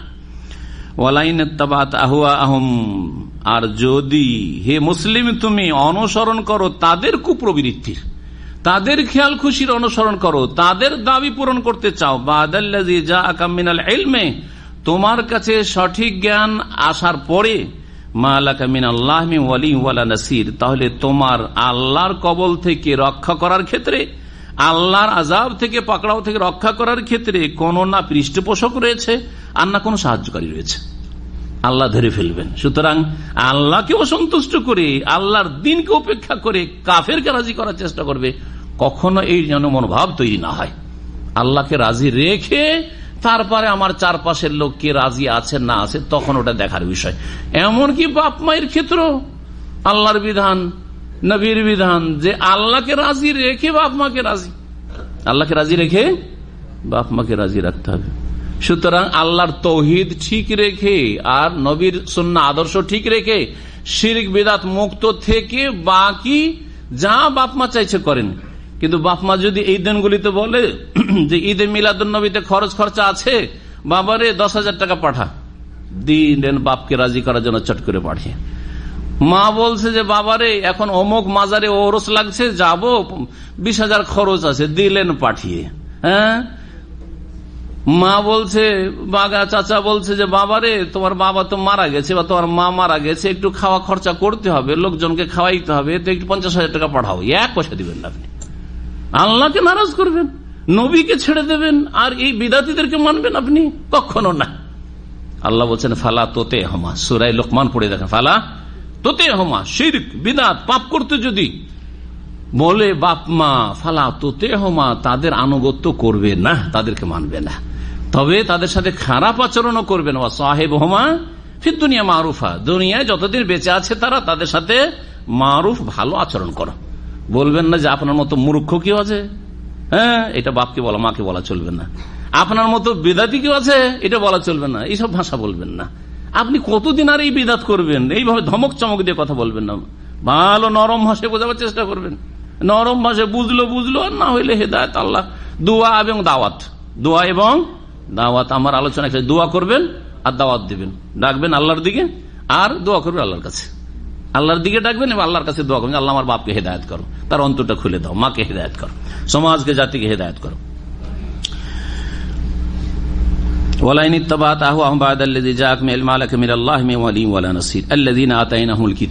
আল্লাহ বলছেন যাদেরকে আমি আল কিতাব দিয়েছি, তাওরাত ইনজিলের জ্ঞান দিয়েছি। এটা একটা তাফসীর, দুটো তাফসীর রয়েছে আয়াতের। একটা হচ্ছে আল কিতাব মানে হচ্ছে তাওরাত ইনজিল, যাদেরকে দিয়েছি, ইয়াতলুনাহু হাক্কা তিলাওয়াতিহি, তাদের কিছু লোক, তাহলে কিছু লোক সম্পর্কে এটা বলা হচ্ছে, তাদের কিছু লোক এমন সৎ ভালো মানুষ আছে, সবাই খারাপ না, আর সবাই আল্লাহর দিন বিদ্বেষী না, সবাই রাসূলুল্লাহ সাল্লাল্লাহু আলাইহি ওয়াসাল্লামের দুশমন না, বরং কিছু লোক আছে যারা কোরআনকে অত্যন্ত মহব্বত করে, তাই ইয়াতলুনাহু হাক্কা তিলাওয়াতিহি, যথাযথভাবে যেমন তেলাওয়াত করতে হয় তেমন কোরআন কারীমের তেলাওয়াত করে, মানে ফলো করে। শুধু তেলাওয়াত মানে মুখে পাঠ করা না, মুখে তেলাওয়াতও করা, আর এটা হচ্ছে তেলাওয়াতে লফজি, আর তেলাওয়াতে হাকিকি আসল তেলাওয়াত হচ্ছে ফলো করা। তালায়াতুল মানে অনুসরণ করা, ফলো করা। তো তারা সত্যিকার অর্থে ফলো করে কোরআন কারীমকে, কোরআন কারীমের অনুসারী হয়। ইয়াতলুন হাক্কা আল্লাযীনা আতাইহুল কিতাব, আহলি কিতাব যারা ইসলাম গ্রহণ করেছে। এখানে ইঙ্গিত করা হয়েছে মদিনার ইহুদি আলেম আব্দুল্লাহ বিন সালাম রাদিয়াল্লাহু তাআলা আনহু আর তার কয়েকজন সাথী সঙ্গী হাতে গোনা, তারা যেমনই নবী সাল্লাল্লাহু আলাইহি ওয়াসাল্লামকে দেখলেন হিজরতের পরে, দেখার পরে বললেন যে এইটা হচ্ছে সত্যবাদীর চেহারা, লাইসা ওয়াজহু কাযাব, মিথ্যুকের চেহারা নয়। সাথে সাথে ইসলাম গ্রহণ করলেন। তার ঘটনা খুব চমৎকার ঘটনা রয়েছে ইসলাম গ্রহণের। এবং তারপরে তাকে গাল দিতে শুরু করলো ইহুদিরা, যে সবচেয়ে জঘন্য লোক আব্দুল্লাহ সালাম, অথচ সে সবচেয়ে ভালো মানুষ তাদের মধ্যে ছিল। কিন্তু ধর্ম ত্যাগ করা, ইহুদি ধর্ম ত্যাগ করা, এই সবচেয়ে জঘন্য মানুষ হয়ে গেল এই ইহুদিদের কাছে। আল্লাহ প্রশংসা করেছেন এই আব্দুল বিন সালাম এবং তার সাথী সঙ্গীদের। এইরকমই খ্রিস্টানদের যারা ইসলাম গ্রহণ করেছে যুগে যুগে, তাদের প্রশংসা এই আয়াতে রয়েছে যে তারা সত্যি, কারণ তাদের কাছে বিগত জ্ঞান আছে আর পড়াশোনা করার পরে, চর্চা করার পরে, স্টাডি করে ইসলাম গ্রহণ করছে। একটা লোক দেখা দেখি ইসলাম গ্রহণ করছে, ভালো লেগেছে, ইসলাম গ্রহণ করে নিল। আর আরেকজন পড়াশোনা করে ইসলাম যে হক, জান চলে যাক তবু ছাড়বো না। দুজনে পার্থক্য নাই? অনেক পার্থক্য রয়েছে। আল্লাহ ওদের প্রশংসা করেছেন। দ্বিতীয় তাফসীর হচ্ছে যে আল কিতাব মানে কোরআন, আল্লাযীনা আতাইনাহুল কিতাব, যেই সব মুসলিমদেরকে, সাহাবায়ে কেরামদেরকে কিতাব আল কোরআন দিয়েছি, আবু বকর, ওমর, ওসমান, আলী, সাহাবায়ে কেরাম, ইয়াতলুনাহু হাক্কা তিলাওয়াতি, সাহাবায়ে কেরামদের আল্লাহ প্রশংসা করছেন। এরা যথাযথ কোরআনে কারীমকে ফলো করে, কোরআনে কারীমের তেলাওয়াত করে, কোরআনে কারীম অনুসরণ করে।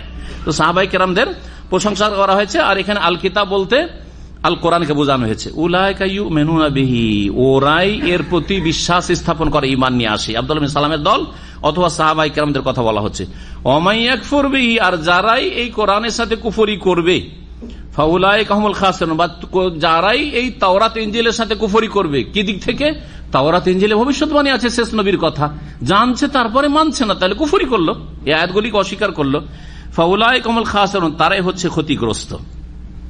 ইয়া বানি ইসরাইল, হে ইসরাইল বংশ, হে ইসরাইলের বংশধর, ইসরাইলের সন্তান, উযকুরু নি'মাতি আল্লাতী আন'আমতু আলাইকুম, আমার সেই অনুগ্রহ স্মরণ করো যা তোমাদের উপর, যা দিয়ে তোমাদেরকে অনুগৃহীত করেছি বা তোমাদের উপর অনুগ্রহ করেছি। ওয়া আন্নী ফাদ্দালতুকুম আলাল আলামিন, এবং বিশ্ব জগতের উপর তোমাদেরকে আমি শ্রেষ্ঠত্ব দান করেছি। সেই যুগে তাদেরকে শ্রেষ্ঠত্ব দান করা হয়েছিল। কিন্তু শেষ নবী মুহাম্মদ রাসূলুল্লাহ সাল্লাল্লাহু আলাইহি সাল্লামের আগমনের পরে, কোরআন কারীম নাজিল হওয়ার পরে, কুনতুম খায়রা উম্মার ঘোষণা করে দিয়ে এই শেষ উম্মতকে আনতুম খায়রুহা ওয়া আকরামুহা আলাল্লাহ, নবী সাল্লাল্লাহু আলাইহি ওয়াসাল্লাম একটি হাদিস রয়েছে যে হে শেষ উম্মতের লোকেরা, তোমরা সবচাইতে উত্তম জাতি, ওয়া আকরামুহা সবচাইতে সম্মানীয় জাতি। কিন্তু এই সম্মানকে বহাল রাখার জন্য তিনটি শর্ত রয়েছে। কি শর্ত? উখরিজাত লিন-নাস, মানুষের কল্যাণের জন্য। তারপরে তা'মুরুনা বিল মারুফ, ভালো কাজের উপদেশ দেবে মানুষকে। ওয়া তানহাউনা আনিল মুনকার, অন্যায় কাজে বাধা দেবে। ও তুমিনুনা বিল, আল্লাহর প্রতি বিশ্বাসী হবে, শিরক মুক্ত, বিদআত মুক্ত, কুফরি মুক্ত হবে। এই তিনটি গুণ যদি থাকে তাহলে এই জাতি হচ্ছে শ্রেষ্ঠ। না হলে আবার ওদের রাস্তা ধরল। যদি এই তিনটি গুণ না থাকে, ভালো কাজ করছেন না, বলছেন না, বা নিজে একা একা করছেন, অন্যায় কাজে বাধা দিচ্ছেন না, বোবা হয়ে যাচ্ছেন, অথচ আপনি সেটাকে বন্ধ করতে পারবেন, তাহলে তাদের অনুসারী হয়ে গেলেন।